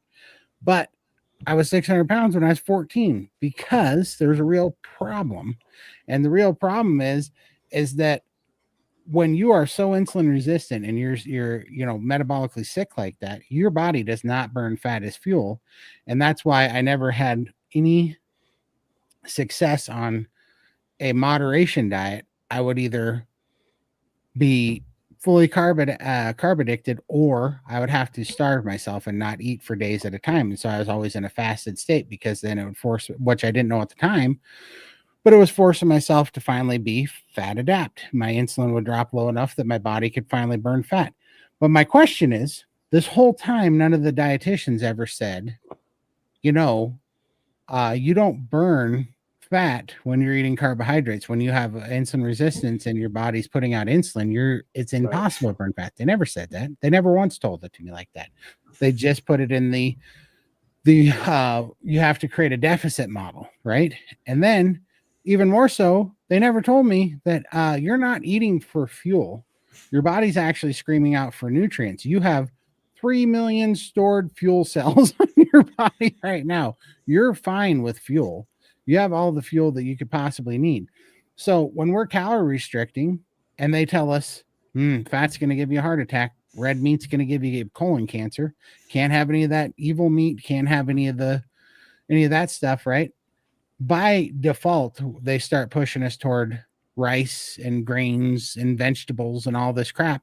Well, those are all carbohydrates that are going to raise your insulin, going to make it impossible for you to burn any body fat as fuel.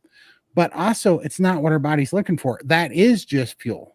That's what you're eating when you're eating carbohydrates, is pure empty calorie, or nutrient deficient fuel. That's all that you're eating.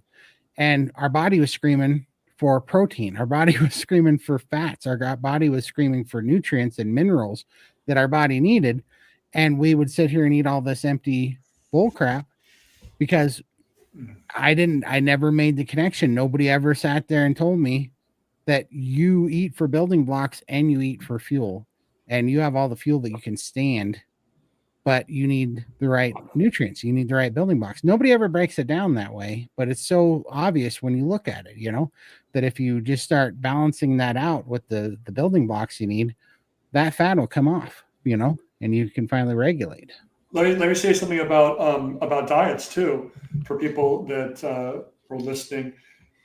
The problem with diets is, like you said, the calorie restriction is that when you starve your body is smarter than you are. And so you starve your body, and if you're not on a carnivore diet or something like that, or maybe a vegan diet, but if you're on a standard diet, we go back to eating what you're eating, because no one could stay on that. It's like Todd said, you can't hold your breath forever. So you're starving yourself. Then your body says, okay, you want to play that game? Now you eat something. We're going to eat a piece of lettuce, and we're going to gain 5 pounds. So if you want to try to starve me again, I'm smarter than you are. So I wouldn't try that again. And the first time you diet, you're kind of in trouble. It's not a cumulative thing. It's one time you diet, and you're on your way to being in trouble because of that. Because your body's like, we're not playing that game. And so that's why a carnivore, low carb, vegan, if you have to change your lifestyle, because you'll never be able to, you'll yo-yo, and it'll never happen ever because of that reasoning, because your body's like, don't try to starve me, pal, because I ain't playing that game. Literally, it's what it's saying. Right. Well, and it's it's doing it out of survival of the fittest, right? Like as soon as you show it that your environment is lacking in nutrients and food, and as soon as it gets nervous, it just slows your metabolism down, and it gets really efficient at storing everything, and it burns very little calories. And that's why I love the SBG priming and feasting and fasting, priming and fasting protocol, is because you feast. You feast and you do things right so that your body will calm down. You show it that you have this real plentiful, nutrient-rich environment, that it doesn't have to store anything. You get it used to having all the nutrients that it needs, and your metabolism goes up. And then when it does, you can kind of mimic hunting, where feasting and fasting, like where we would go out in our natural state, and we might go 3 days without eating, and our body's fine on it. And so you lean out, you finally use some of those stored fuels, but you maintain a high metabolism, and your body doesn't stress out over it. That's the difference between a proper nutrient nourish fast. Thank you. That's that word, nourish fast, because if you have a low metabolism and you're not nourished and you try to fast, you just hurt your metabolism more. But if you are nourished and your body's comfortable and calm, and it's not in a stressed out state about the bioavailability of all the food, your body will just run through the stored fat, and you'll lean out. You'll have plenty of energy. It's quite amazing. And one more thing I was going to say on the fat adaptation part is a cool hack that I'd never thought of before, but when I experienced it, the thing that made me the most fat adapt, or most efficient at moving stored fat through fat adaptation, was dry fasting. And don't do it until you're ready, and don't do it till you're nourished, and read in about it. But when your body has to go to those fat cells for metabolic fluid, you get really fat adapt pretty quick. But go ahead, Benjamin. Oh yeah. No, I was just going to say that when you are on a calorie restricted diet, you're constantly thinking about food, like you say. So you're on this, like, you can't. Yeah, you're like, all I think about is food, because the body is being starved for nutrients, and you can only do it for so long. And that's why when you do that, you're like basically white knuckling it. Yeah. Because you're cookies. There's cookies here, and being like we are carnivore. For people listening, the freedom you feel, I can't explain it, Todd, Lindy, and Michael. You feel like you've been freed of that shackle. It's like after we're done with this, I'll probably eat some beef and some avocado. That's it. I'm done. But I can eat tomorrow. Yeah. And if I don't, but when I was carb addicted, and this is a really quick story, it's really kind of very powerful. When I was carb addicted, I was like, 30s and 40s. I remember I would go like 6 hours without eating. And I was get shaky and hangry. You know, people get hangry, right? When you're, and I started stuttering, Todd. And I was like, this is scary. I was like, what is going on? I was panicked. I'm like, do I have to eat more carbs? What's going on? I went to my doctor. He's all, you're fine. I'm like, I'm not fine. Stuttering?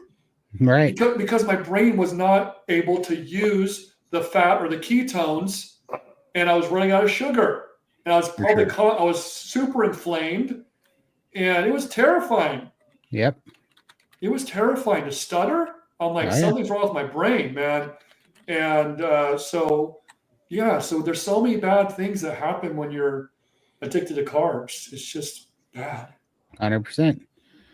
Let's see. Anna says carnivore is nutrient dense, so your bones, teeth, joints, etc. become dense. So your weight measurements is not a way to measurement. Yep. I went up on weight and down on size from size 22 to 2. Holy crap. Wow. Congratulations. 2? That's incredible. Jeez. Yeah, for sure. I know what you mean.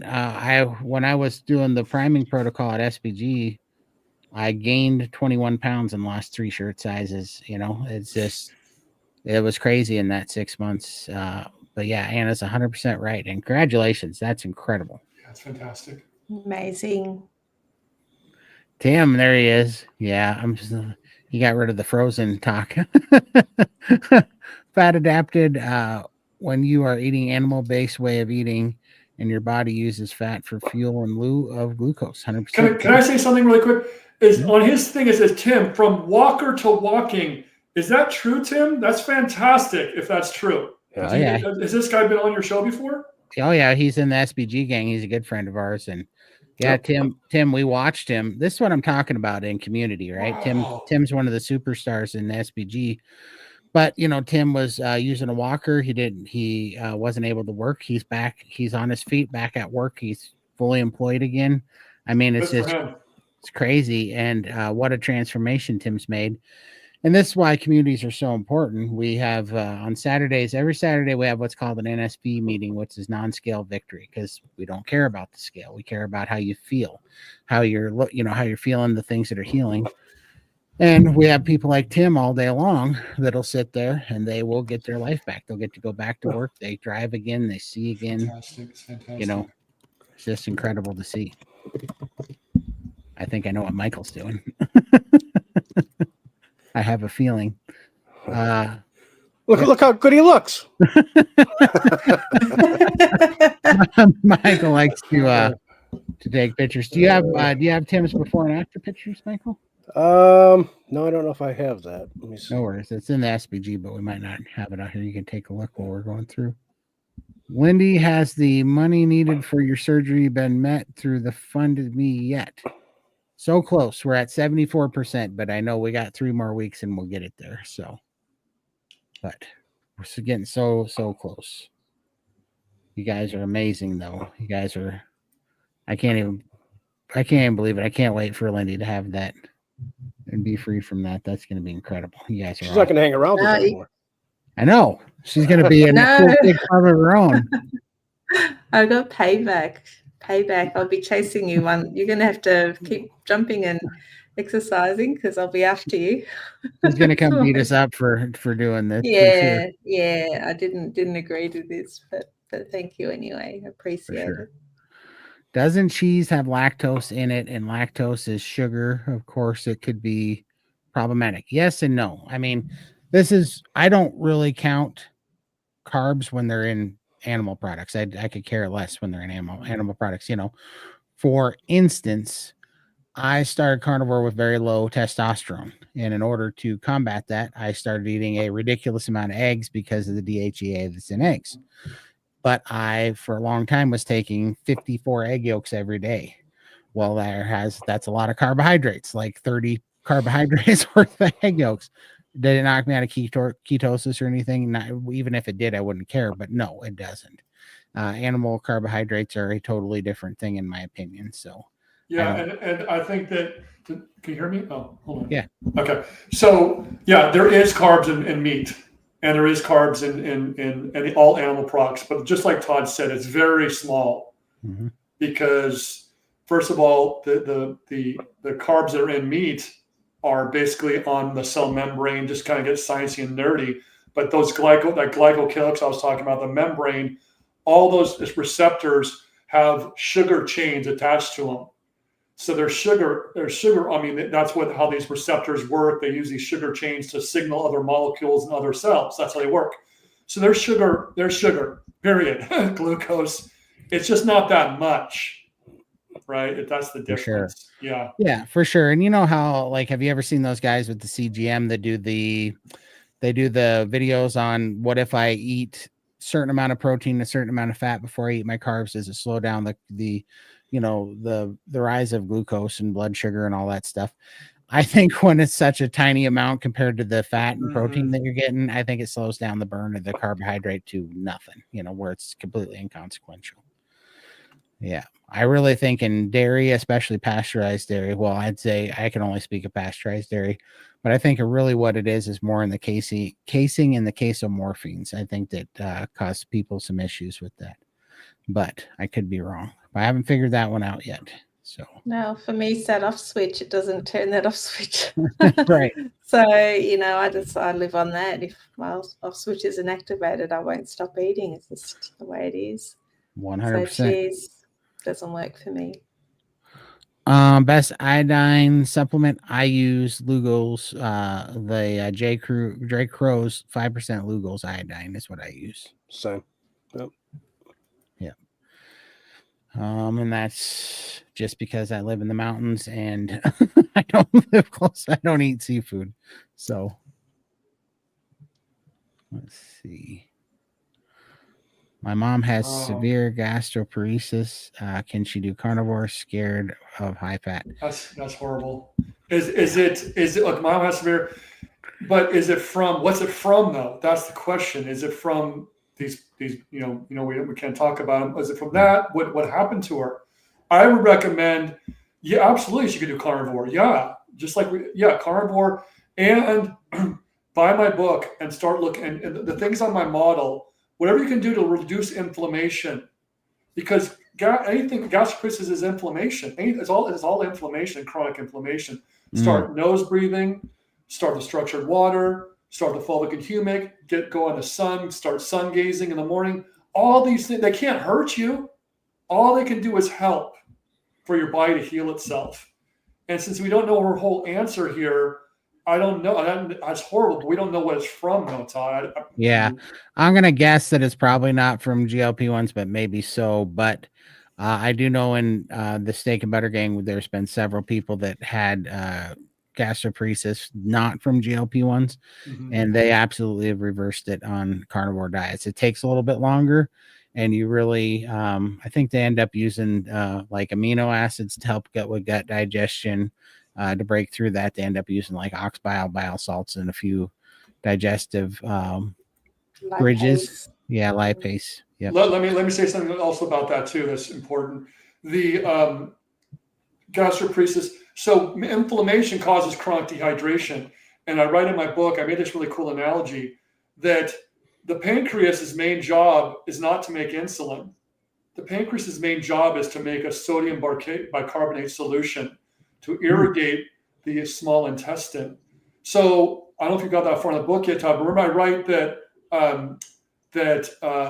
think of the gut as a water slide, the small intestine as a water slide, or the large intestine.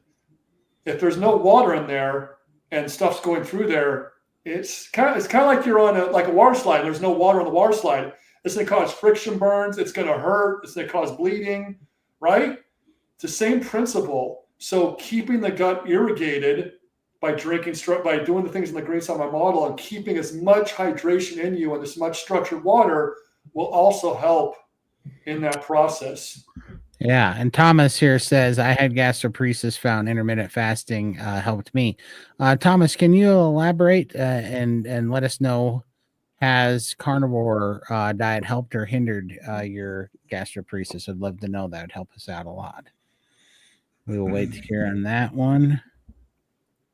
And let's see.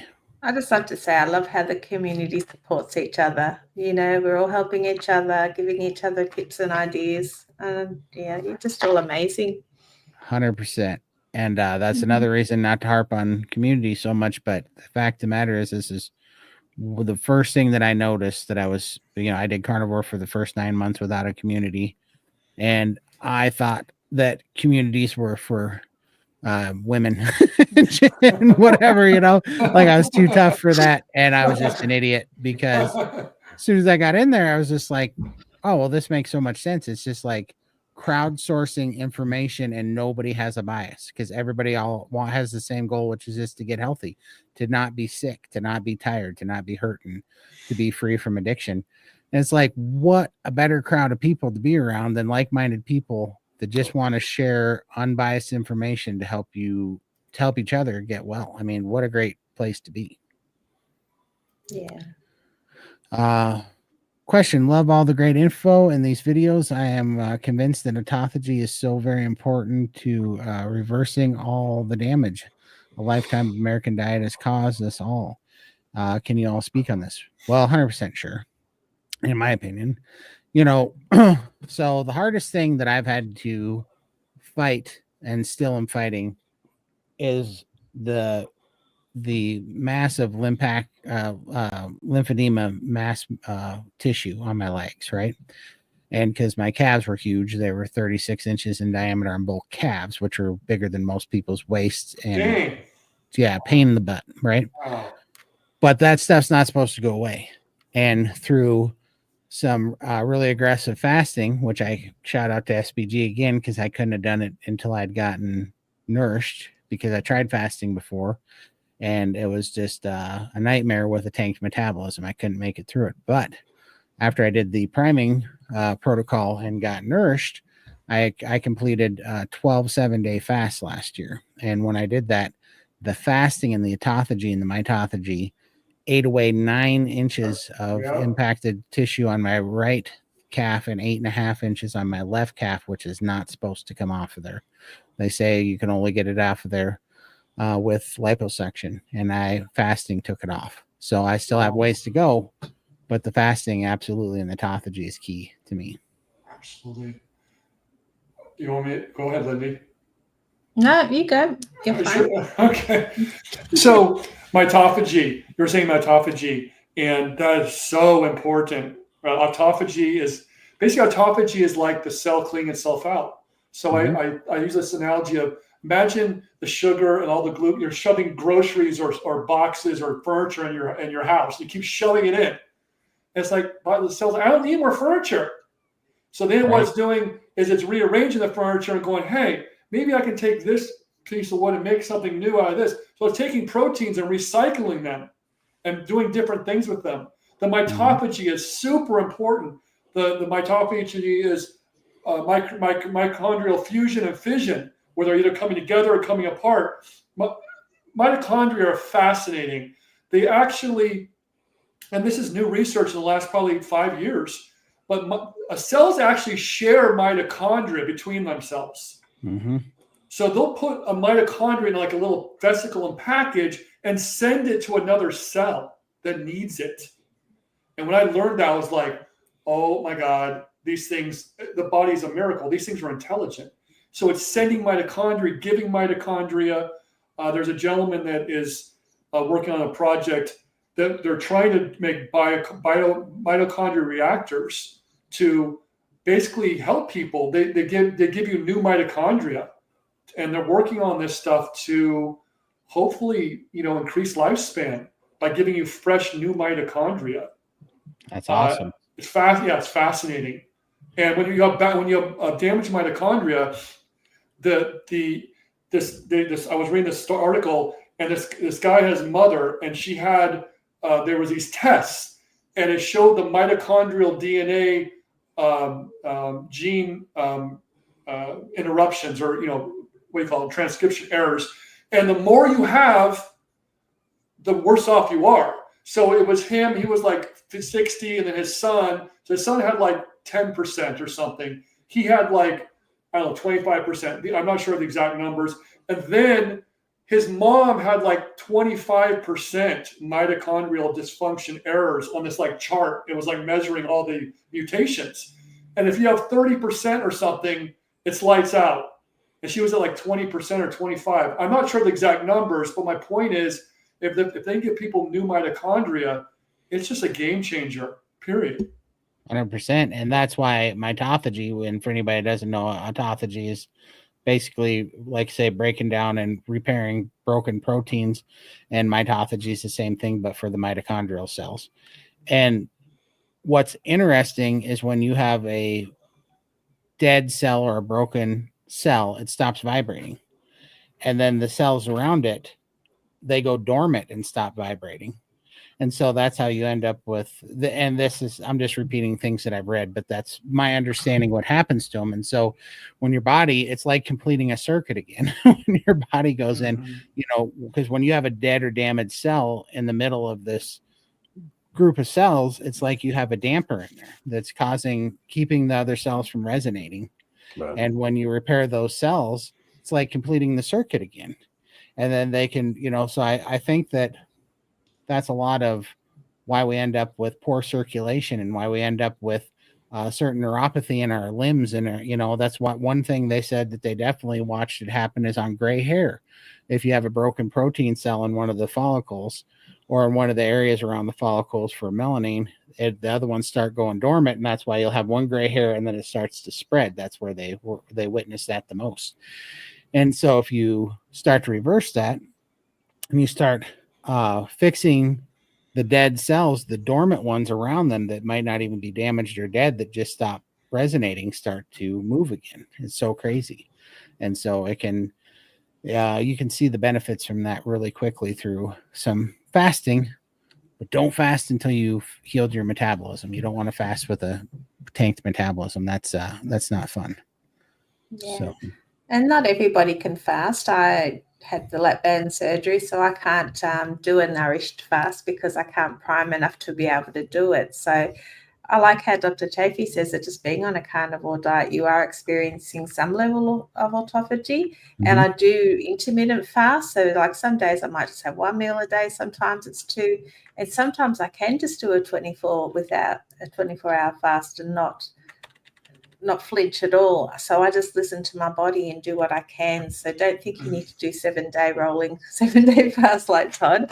There's no way I can do it, but I think my legs are so much better with the lymphedema and I'm still getting really good benefits from what I'm doing. So just want to throw that out there for anyone else having issues with fasting and For sure. And I want to clarify, nobody has to do a 7-day fast. I'm literally only doing it because I can and because I believe a lot in what Jason Fung talks about with the fasted insulin set point and insulin resistance, that some of the most beneficial things you can do to repair insulin resistance is fast. And so that's the only reason why I go after that so hard too.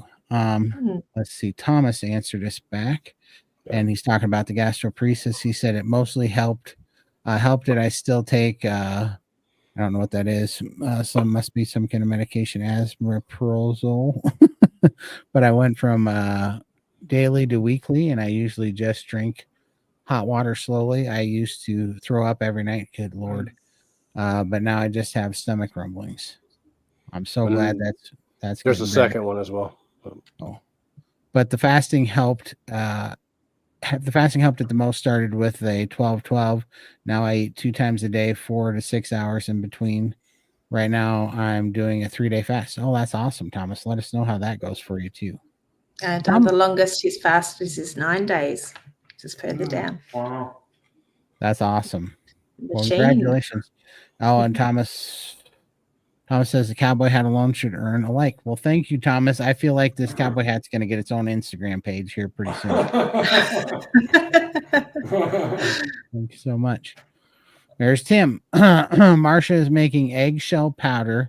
Any suggestions on how to take it? Do we add it to water, and how much do we take? And then Cranky, I think, was getting on top of that. He said, my calcium supplement comes from eggshells so that I can crush into eggs. That's awesome. Then he said, Dr. Ken Berry recommends roasting the eggshells, crushing them, sprinkling them on food. You might search his channel for the amount. That's interesting. Yeah, that is Cool. interesting. I know that a lot of farmers feed their chickens the eggshells. Yep. What about vegans before John Deere? Yeah, exactly. Before industrialized farming, I'm guessing he's saying. For sure. Yeah. That's a good point. I know. There's so many things. We're just getting big enough to get on their radar. So I'm sure we're going to have a whole bunch of what is Joe Rogan call them? The most ruthless, vicious bunch of caring, compassionate people that he's ever met. I'm sure we'll be running into those pretty soon. Pump this up one more time. Oh, I was All just right. going to ask. Still, All we What? haven't hit 100 yet. Come on. Yeah, what are you guys doing? Do you not like free air fryers? This is a tasty free air fryer, brand new in the box. Like we're not cutting any corners here, people. This isn't off the shelf. This is brand new. So just hit hashtag tasty. Make sure you're subscribed to every channel that you comment hashtag tasty will get you an entry, and we are going to be giving it away in about 20 minutes from right now. So we're going to be spinning the wheel, and the more times you enter the on each channel, the more likely you are to have a good shot at winning it. So Yeah, so we've got 3 channels here plus Todd's Rumble, I think. Yep, Rumble and X actually. So you can X get in as well. Wow. 5 times. So 5 entries. for sure. All of us that have lost weight were diet experts. Keto carnivore was the only way. 100%. That is so true. That's why You noticed diet was a 4-letter word, and it also starts with a DIE. For sure. Yeah, I know there was so on our there was some mental midget in the comments of Bella's and ours. Well, on Bella's channel on our last live stream we did from last Friday, that was chewing on us for being unhealthy and being dare talk about carnivore. And it's like, oh, give me a break. What do skinny people? Don't skinny people die of disease too from their diet? It's like buzz off. Yeah, I got another 100 pounds to lose, but I've been out here in the public now for 2 years, and what we're trying to show here is the process from being helpless to actually watching it be sustainable and completely getting your life back. So you can run your mouth all you want, but just because you were one of the people that didn't end up with a weight problem doesn't mean you're healthy, by the way. I know a lot of people that end up with autoimmune diseases that are perfectly skinny and perfectly sick. You know? And I think it's safe to say that the 3 of us wouldn't be here today if we didn't start Carnivore when we did. Nope. Speaking of the being skinny and healthy, there's something called visceral fat, subcutaneous fat, and liver fat. Yep. So you could be, it depends on your ethnicity. You could be thin and go, oh, I'm great, I'm healthy. You have no idea how much liver fat you have or visceral fat. And if you have 6 pounds, let's see, I wrote in my book, I think it's a half a pound liver fat is bad news. 6 pounds of visceral fat, and you're in trouble. Approximately, these are approximate numbers. And the subcutaneous fat is underneath the skin is not as metabolically active. But the visceral fat and the liver fat are terribly metabolically active and causing chronic inflammation. So Exactly. yeah, just because you're thin, you're not out of the woods, and you need to get tested. I think there's different scans obviously they can do to test that. But you're just because, and if you're overweight, if you're heavy or big, it doesn't necessarily mean you have liver fat or visceral fat either. So Right. yeah. Yeah, 100%. And it's funny. Like, I don't care. I don't feed the trolls, but I love the fight sometimes with these people because their cognitive dissonance is crazy, right? And when you start seeing it, and it's just like, look, I didn't look at when I was 700 pounds. I didn't watch any skinny people's channels because they didn't know what the heck I was going through. They didn't know the way out. Do you know what I mean? And so the idea that 74% of the world's population is metabolically sick and overweight. Yet there's people out there that don't want people that have lost 500 pounds and 300 pounds and 200 pounds to talk about it because we weren't blessed enough not to not be overweight at one point in our life. It's pretty hilarious. The idea of that is absolutely silly. It's like, right, because we're supposed to listen to a skinny person that never fought a weight problem tell us how to lose 500 pounds. It makes no sense. You know what I mean? And they might not be healthy, and they're giving advice. Exactly. They're just assuming because they look a certain way that they're some sort of expert on it. And it's just like, no, not so much. It's pretty incredible. Let's see. Oh, here we go. Wow, Todd, you have so many relatable epiphanies. For me, I dieted my whole life and only became morbidly obese. Yeah, there. Speak of what we were just talking about. 100%. And this is what I try to tell people because the other comment that I've been getting a whole lot on Instagram is, it just baffles my mind. How does somebody get to 700 pounds? And I'm like, well, what baffles my mind is how does 74% of the population of the United States become obese? Right? That's the real question. And the fact of the matter is, if you look around, it's not that hard to understand how this is happening.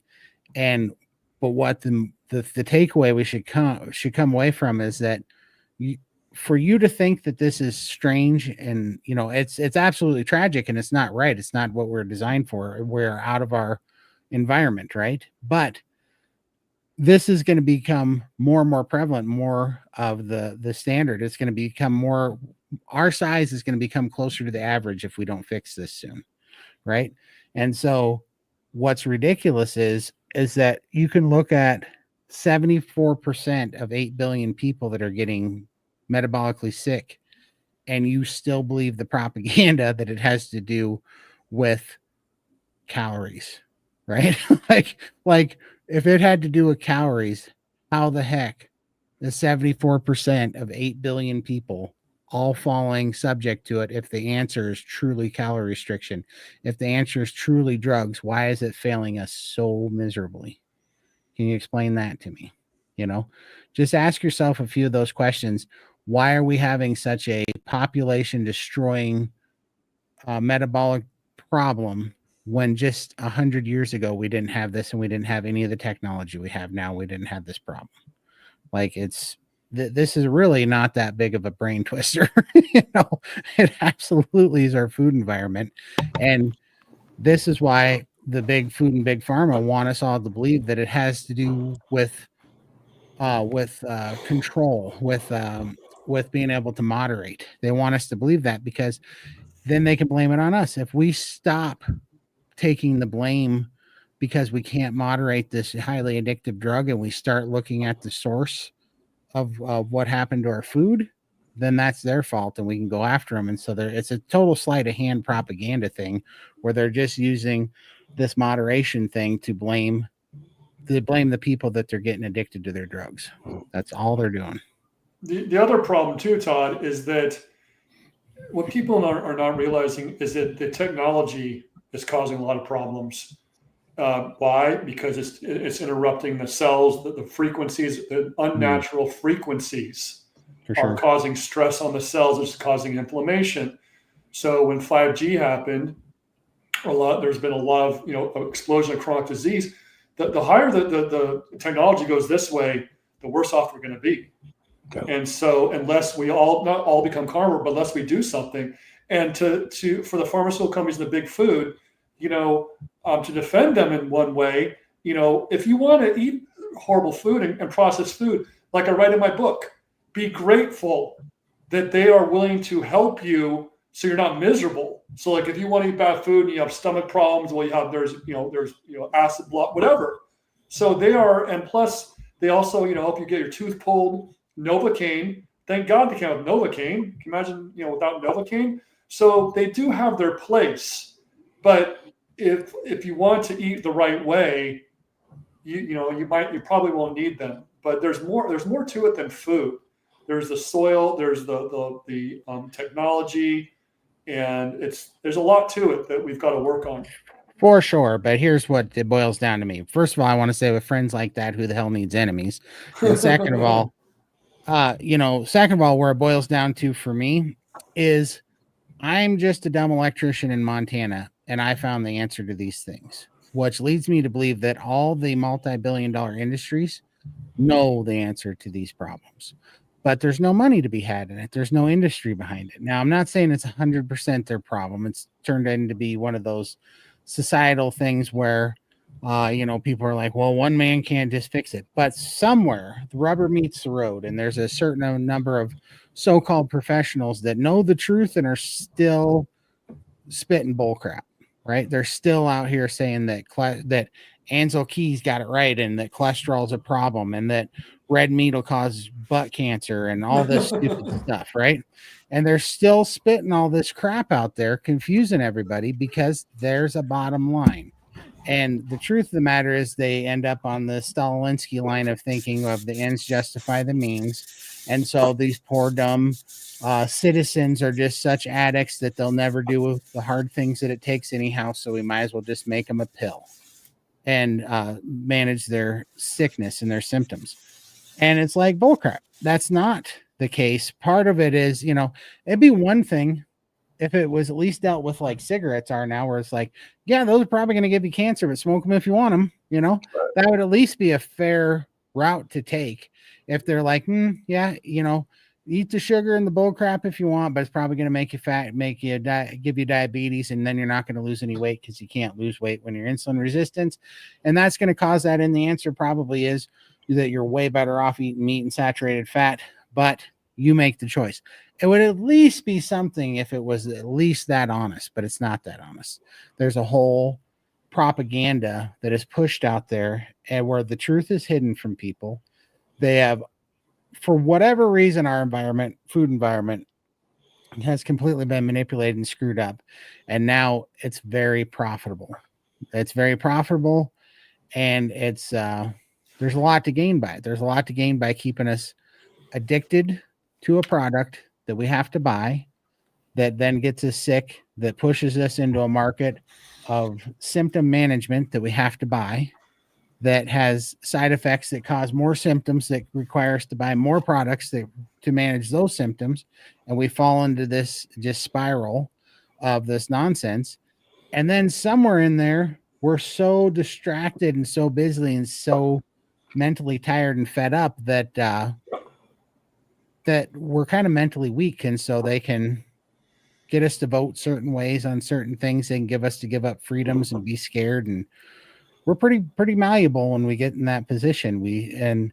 I think that's what, that's why they're not giving it up. They gain control by making us more easily controllable population, and also by taking the money, by making so much money on it.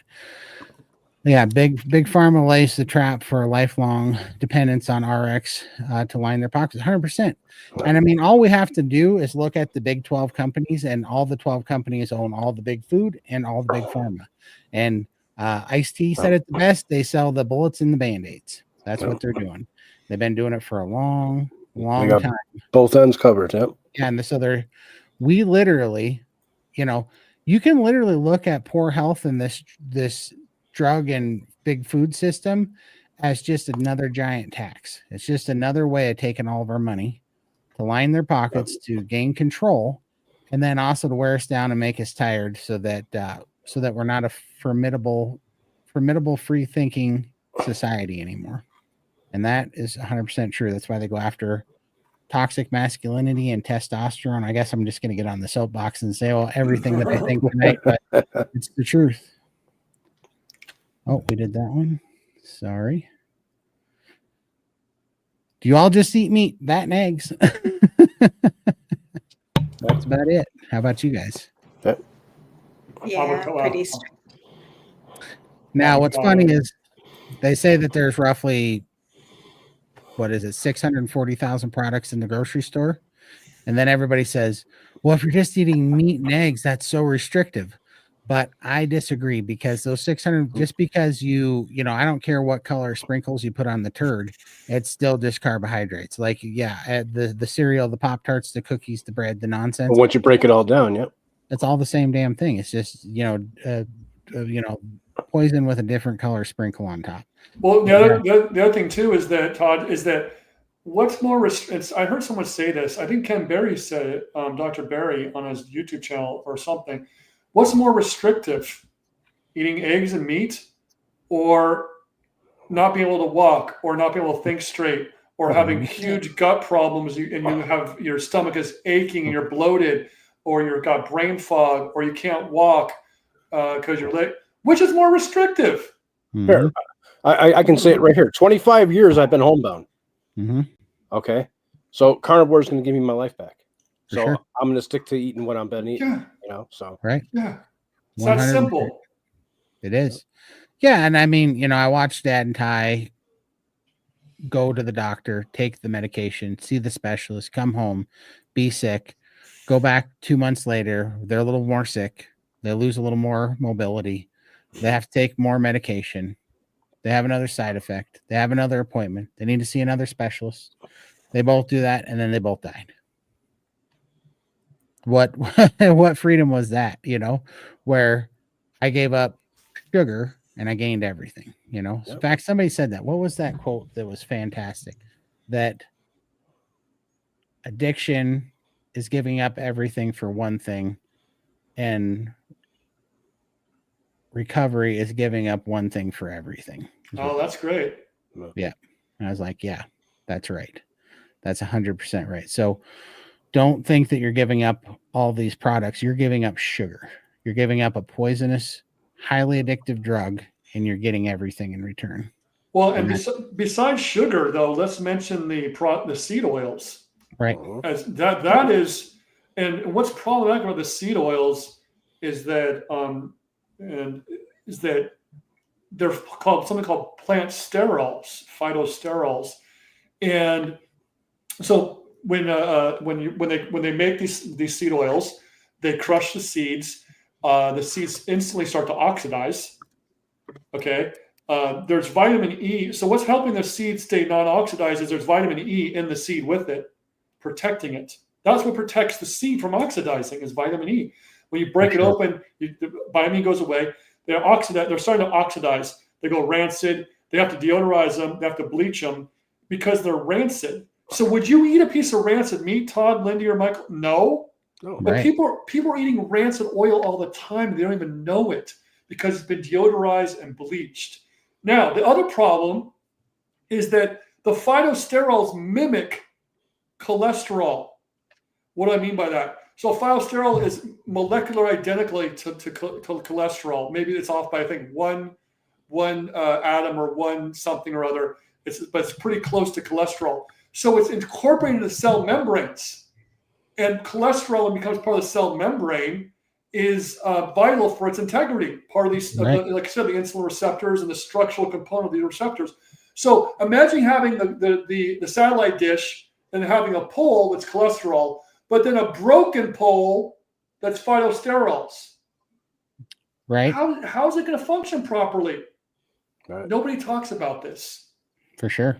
Because, there's some guys on the YouTube and some really forward-thinking scientists and doctors. It's new information, but that's what they're so bad because of their basically rancid meat. Well, not rancid meat. They're rancid. Yeah. 100%. And so you want to eat as few of those as possible. I read something somewhere saying that eating seed oils is like taking like a pack, like smoking a pack of cigarettes a day or something. I don't remember the exact. It's worse than smoking. Oh yeah, it's terrible. Yeah. I mean, for anybody that doesn't know where that stuff came from, they used to be called machine oils, and they were built for. Actually, I think they built them in World War II because they're covering the parts that were being shipped over the sea because the salt water and the moisture in the air was causing them to rust. So they'd pack all the mechanical parts as they shipped them overseas in these seed oils, these machine oils. And then after the war was over, they had all these factories with all this oil, and they're like, what are we going to do with this? And they started putting it in our damn food. Nope. And lo and behold, that didn't pan out so well. Who would have thunk? but that's what that crap came from. That's why the industrialized agriculture and those oils and stuff from the Industrial Revolution, that was what started the downfall of everything, because our food was no longer about nutrients. It was about being a commodity and a product that had to be shipped and sold to keep our economy going. Oh, did we go back to that question? Yeah, go back to that. Yeah. What I miss? Here, hold on. Right. She had gone out of her wheelchair. Right Apex, yeah. Oh, last week. That is incredible! Congratulations! Wow, is that real? Oh my god! Fantastic. That's awesome, Apex. Yeah. Apex, that is fantastic. She does share her story, so do go and follow her if you haven't already. She's amazing. Yep. Wow. Absolutely. Thank you so much. That's incredible. Thank you for sharing, but definitely go follow her. We're going to do a lightning round on the rest of these questions, then we're going to do a drawing. What would be the physical sign to me that my body is nourished? I'm only on my 7th day of carnivore. So this, wow, what a big question. It's so hard, right? Because I came from that same spot, and I'm just going to say this. I don't know if you're an SPG or not. I think you should be, because I walked that walk myself through SPG, and the answer is going to drive you nuts, and it drives everybody nuts, but it's the truth. You cannot experience it until you're there. You won't know it until you're there, and you got to test it. But all I can say is I did not know what a high functioning metabolism felt like until I got nourished, and I didn't know that until I was there. And so they've kind of put together a protocol where you do what's called priming, and it's a way of pushing your appetite to open up your appetite to get your body to call for more nutrients and to start processing it, and it raises your metabolism. And then they test it with some fasting. And if you can't fast comfortably, and it's like always a white knuckle thing, then you're not there yet. Your metabolism's still on the rocks, and you're not nourished yet. So you go back and you do a little bit more, and then you keep testing it. For some people, they are nourished in 3 to 4 weeks. For some people like me, I was 6.5 months. But the difference and the lesson that I learned there is invaluable, because one, I learned that I never in my adult life had a reference point of what a healthy metabolism felt like. And now, not only do I know what a healthy metabolism feels like, I also know when I'm over fasting and I'm starting to lower my metabolism. And even more so, there's a video out there with Thomas DeLauer where he talks about like his seven best interviews with doctors or whatever. And it was like doctor number 1 or 2, he's a coach for MMA fighters. And he was talking about when he's trying to get his MMA fighters to cut weight, to make weight class for a fight, that a lot of times if he cuts their calories or cuts their consumption too low and works them out, they won't lose any weight. And so instead, he actually has to have them eat 3,500 to 4,000 calories, what's meaning priming basically, until their metabolism gets raised. And then he can drop them down to like 3,000 calories, and they cut all the weight and they get lean, because they have to heal the metabolism first. And that is what priming does. And the reason why everybody's like, well, why do I need a program or something to help me figure out how to eat? Well, because if you're like me, I've ruined my metabolism over the years through calorie restricting, that I think that you have this kind of mindset that it's good to undereat, and that and then you start eating and you get a little leptin sensitivity back, and it's really easy to undereat. One of the easiest things to do on carnivore, especially if you come from calorie restricting, is not eat enough. Yep. That's super easy to do. And so you need to know what it feels like to have a high functioning metabolism and to be truly nourished, and get this idea out of your head that you're going to eat enough meat to harm yourself. You're not going to eat enough meat to harm yourself. Your body's going to heal and regulate, and then you'll get to feel that, and you'll have all these really good reference points and data to go back to your entire journey to know where you're at. And it's super handy that way. That was not a fast round. I said we're going to do a rapid fire, and then we picked a big one. You guys want to add to that? No, that was beautiful. All right, next one. Let you read that, Lindy, while I go through these. I too could not walk 18 months ago, now running daily off all 25 meds. Was very near death July of 2023, then found carnivore and fasting. The rest is history. Show my before and after update in SBG. Wow. That's awesome. That's awesome. But Carnivore at 60, how dare you give an update, because you were so ignorant at one point to have gotten sick that the trolls say that you can't, explain, you can't be on here telling your story, because how dare you? Isn't that so stupid? Can I say something too quickly, Todd? Absolutely.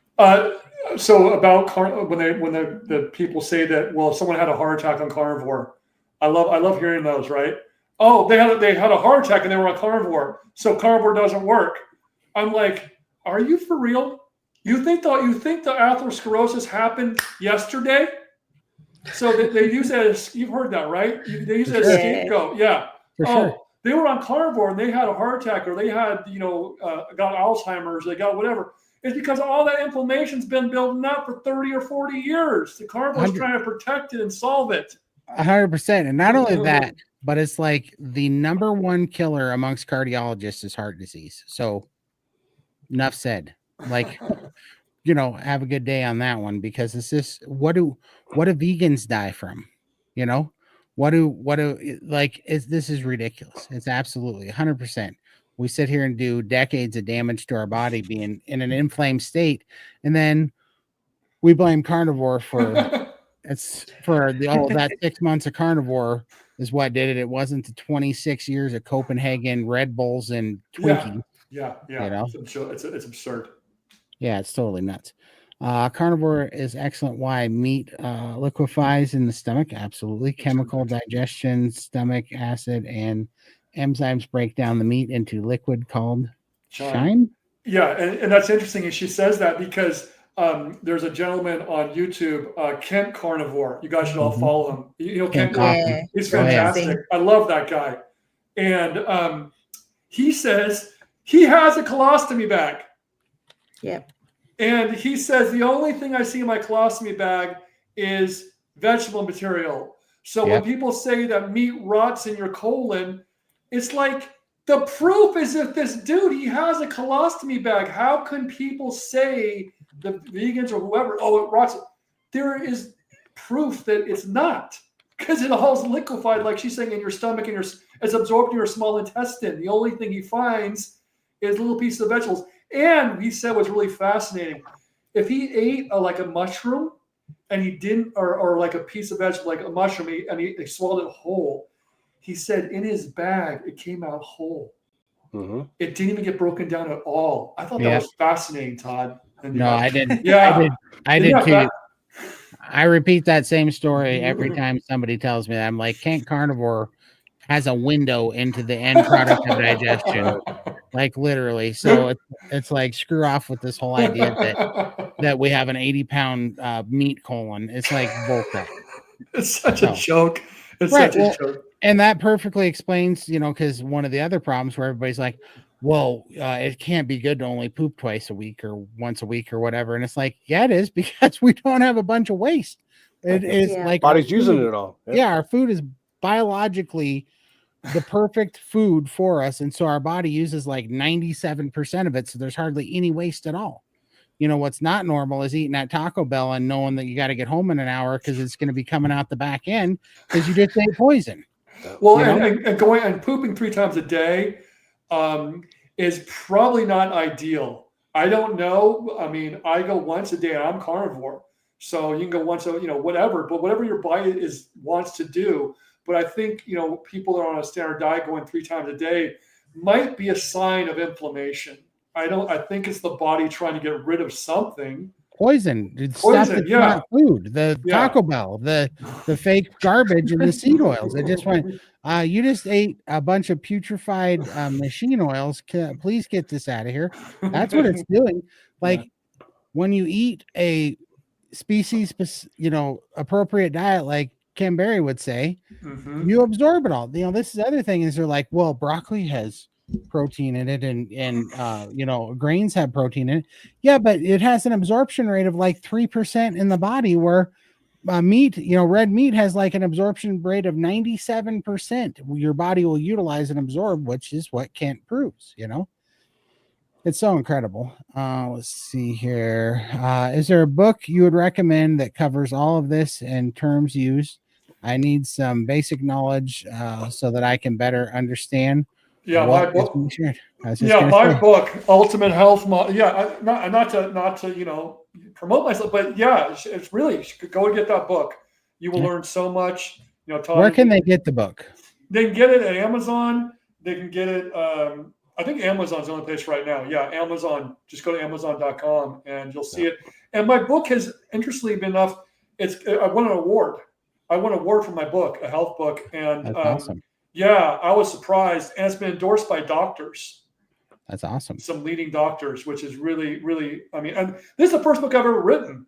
I was like, I just started writing because I was like, I'm sick of people getting sick, and I'm not a writer by trade, but I must have done something right. And something for sure. Well, that's awesome. And also, yeah, definitely check out that book and get into a community. And you don't have to do in fact, she asked down here, I just saw this. So she says, what is SPG? SPG is salt, pepper, garlic, but SPG is what I've been saying. And then that's the steak and butter gang. Yeah. And me and Lindy and Michael, we're all members there. Me and Lindy do calls there. We do the open chat. We do Iron Sharpens Iron. We donate our time there because it's the community's in fantastic. But also Healing Humanity has a great group. Ken Berry's got a great group. Rivero's got a group. There's a bunch of them out there. The one that fits us the best is Steak and Butter Gang, and it's $30 a month. It's less than a soda a day to go there. And we have calls with Sean Baker, so Zoom calls where you can ask questions to Sean Baker, Anthony Chafee, Dr. Robert Kiltz, Tony Hampton. We have the big doctors. Rebecca Heichman too comes in there and does calls. Plus, we have priming protocol meetings once a week, fasting protocol meetings once a week, NSV. We are giving away 30 air fryers this month. Tasty air fryers in there. Sugar and carb addiction meeting. Sugar and carb. Yep, sugar and carb. Iron Sharpens Iron is a meeting that I started in there. That's for men's mental health because we see so much depression, anxiety go away, and we're trying to reach out to the veterans to see if we can help eliminate some PTSD and stop some suicide that's going on out there. Just fantastic group, huge value. Everybody that we've ever sent there just loves it to death, and it's going to be my group that I'm in till I grow old and retire the cowboy hat for sure. So definitely come and check it out. And definitely check out Benjamin's book as well. We're definitely a big family in there. You can see a lot of the members are in the chat here. We follow each other around. We just love being. Yeah. Can't get enough of each other. We love each other. Here's one of the members right here. LaDonna's in there. We just talked to her this morning. And just so you know, too, because people don't understand this. Yeah. These are Zoom calls. So just like this, everybody gets to hop on, and sometimes there's only 20 people. Sometimes there's 300 people in a Zoom call. And you get to ask questions, actually see everybody, see the doctors. It's quite the community for sure. Explain more about sun gazing. I have a doctor said I need to wear glasses all the time. I have cataract surgery on the 27th because it's too far gone, but I want to help with the macular degeneration in both eyes. Yeah, I would say that the morning light. So you don't want to stare at the sun in the middle of the day in summertime. I mean, that's just obvious. There's too much. The sun, the angle's too high, and it's too direct. If you're looking at it at the sunrise or sunset, it's so low that you don't want to look directly at it. You kind of like Todd was saying, you kind of glance to the side of it, like in your peripheral vision, and just do that for even 5 minutes a day in the morning and at night. I walk 15 minutes in the morning and 15 minutes at night every day. But yeah, so what you're saying about sun gazing, don't, just get that light in your eyes. Yeah. And why your doctor's saying wear sunglasses all the time, I don't know, but sun is your friend. Well, probably because he'll make money off you in the future if he can keep you out of the sun. But yeah, and I never knew this until I started having headaches and things, and I was trying to redo this. But when you're always inside of a building or a vehicle or city space with buildings, when you're looking at something that's pretty close to you and you're not looking out at the horizon, your eyes are always tensed up. They're always working. They're always focused in. The only way you can truly relax your eyes is to look all the way out on the horizon. So you got to get someplace where your eyes aren't focused on a building. You can see out there miles away. And if you do that, it's crazy how relaxing that is. And your eyes will open up and you get like the maximum amount of sunlight in, and it needs that energy. And it's crazy because if you did, that's why I find it really handy, because the Wim Hof breathing that I do takes like 11 to 12 minutes to do the whole exercise. And if I just sit out there, look at the horizon, do the Wim Hof breathing, I get maximum amount of oxygen, some blood flow. I wake up, I get some vitamin D, some sun, and I relax my eyes. And then you just feel good. You can just kind of feel some of the tenseness and kind of between my shoulder blades and my back just kind of drifts off. And it's a really good way to start the day. And then over time, that starts kind of just recalibrating my circadian rhythm so that I can get to bed quicker and I get into a REM sleep and I stay in there longer. And then that was one of the things that screws me up, is because I'm like, really? You only need 5 hours of sleep a night? Is that real? You know, but it seems real. Cowboy hat giveaway.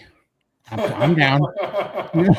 Tell me what size. We'll do a cowboy hat. I like Stetsons. I like Resistals. You guys tell me what you want. I'll do a cowboy hat giveaway straight here from Montana. Let's see here. Todd, Lindy, and Michael are my favorite. Wow, thank you so much. I'll get you the Venmo later for saying that. You guys are amazing, inspiring, and look so healthy losing it. So proud of you guys. Thank you so much, Anna. And thank you. You're incredible. Anna loses 20 sizes and she's proud of us. Crazy.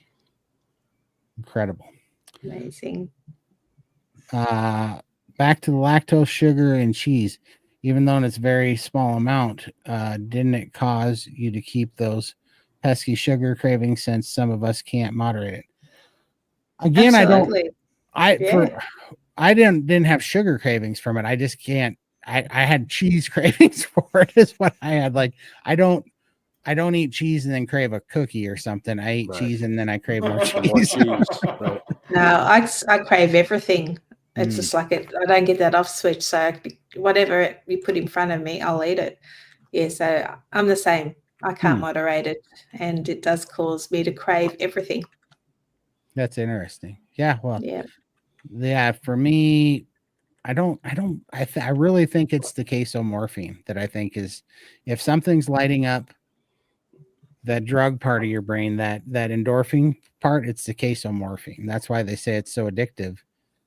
Is because of the casomorphine, because it lights up the addiction centers of your brain, and just like sugar. So I would say if there's a link there, it's less the carbohydrates and more the casomorphine, if I had to guess, because I don't have that problem with eggs, and I eat far more carbohydrates in eggs than I do in milk or something, and I don't have any appetite problem with the eggs. You know what I mean? But I guess we're all different levels of broken, aren't we? You just have to find what works for you. So we're all different. N equals 1. I would not be here each week active in Carnivore if it were not for Todd, Lindy, Michael. They are inspirations. Oh, thank you so much. Thank you. That was the plan, and that makes us very happy. And that keeps us accountable. This community is what keeps us going strong too, because, you know, like,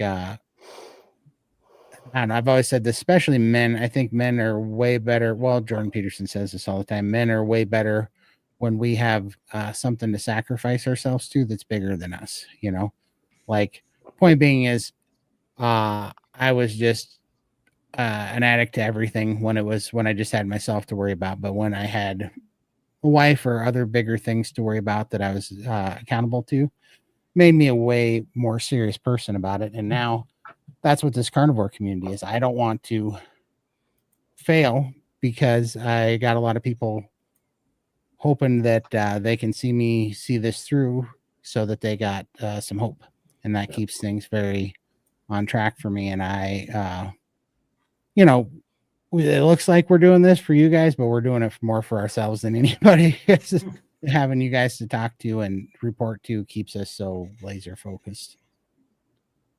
So at age 20, if you gain the average holiday weight every year and never lose it by the time a person is 40, they will have gained 140 pounds. Yeah, a whole nother person. That's true.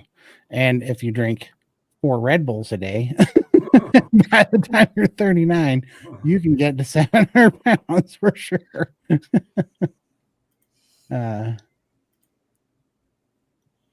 Carnivore at 60. Question: could not walk 18 months ago on 25 meds, type 2 diabetes, heart disease, fatty liver, sleep apnea, neuropathy, clogged arteries, depression, autoimmune. I think we had this one before, didn't we? Well, he had mentioned it, but he was. Wow. He broke it all down. Dang. Yeah. Congratulations, man. That is incredible. Wow. Man, keep telling your story, man. Everybody go subscribe to Carnivore at 60. He's got an incredible story. Kit, I have a hard time eating enough today. I ate, well, I think 2 burger patties, 10 slices of bacon, and 2 eggs. Up the eggs. Up the eggs. Eat like 10 eggs a day. Eat as much cholesterol as you, Lindy's smiling, as much cholesterol you can possibly get your hands on. Eat 30 eggs a day if you have to. Yeah, and if you're like me and you can't get the quantity in there, drink your eggs. I do my colada. I do like the egg yolks, about 4 or 10 if you want to. Add some tallow and a bit of butter, bit of salt. Blitz it up in your NutriBullet. It becomes all frothy. It's really nice, and I drink that. Have it hot. Add hot water and then blitz it. It's very nice, very creamy. That's awesome. It's nice before bed too. Well, that extra hit of fat makes you sleep well.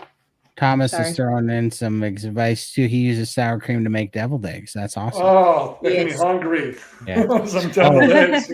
And a pro hack is if you make bacon mayo. I said that backwards. And then make deviled eggs out of the bacon mayo. Man, Todd. That stuff is addictive. You'll eat your body weight in it. All right. Oh, and here's another one. Oh, thank you so much. We got a super chat. Hey, Thomas, $5 toward that cowboy hat giveaway. All right, it's on now. Put in the chat. Are you Team Resistol or Team Stetson? And what about a Kubra? You want the Kubra? Well, how am I going to get one to you?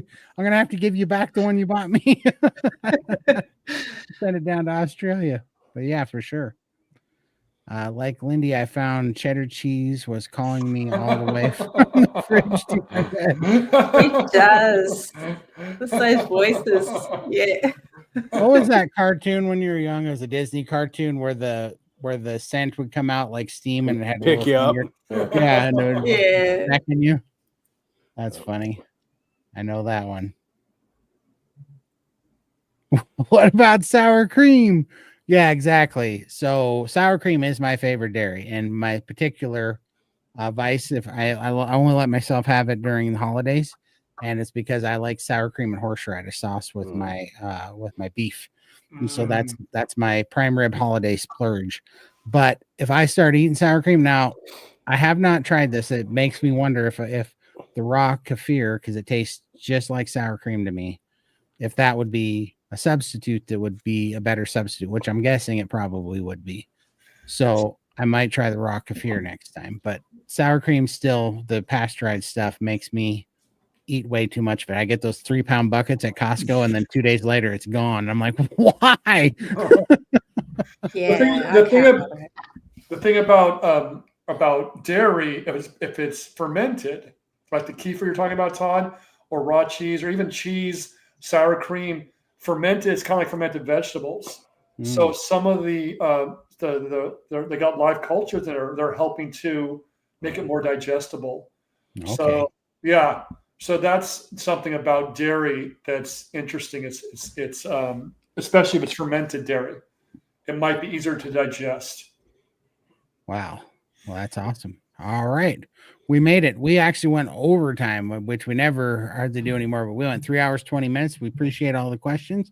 Hit that wheel. Here comes the air fryer.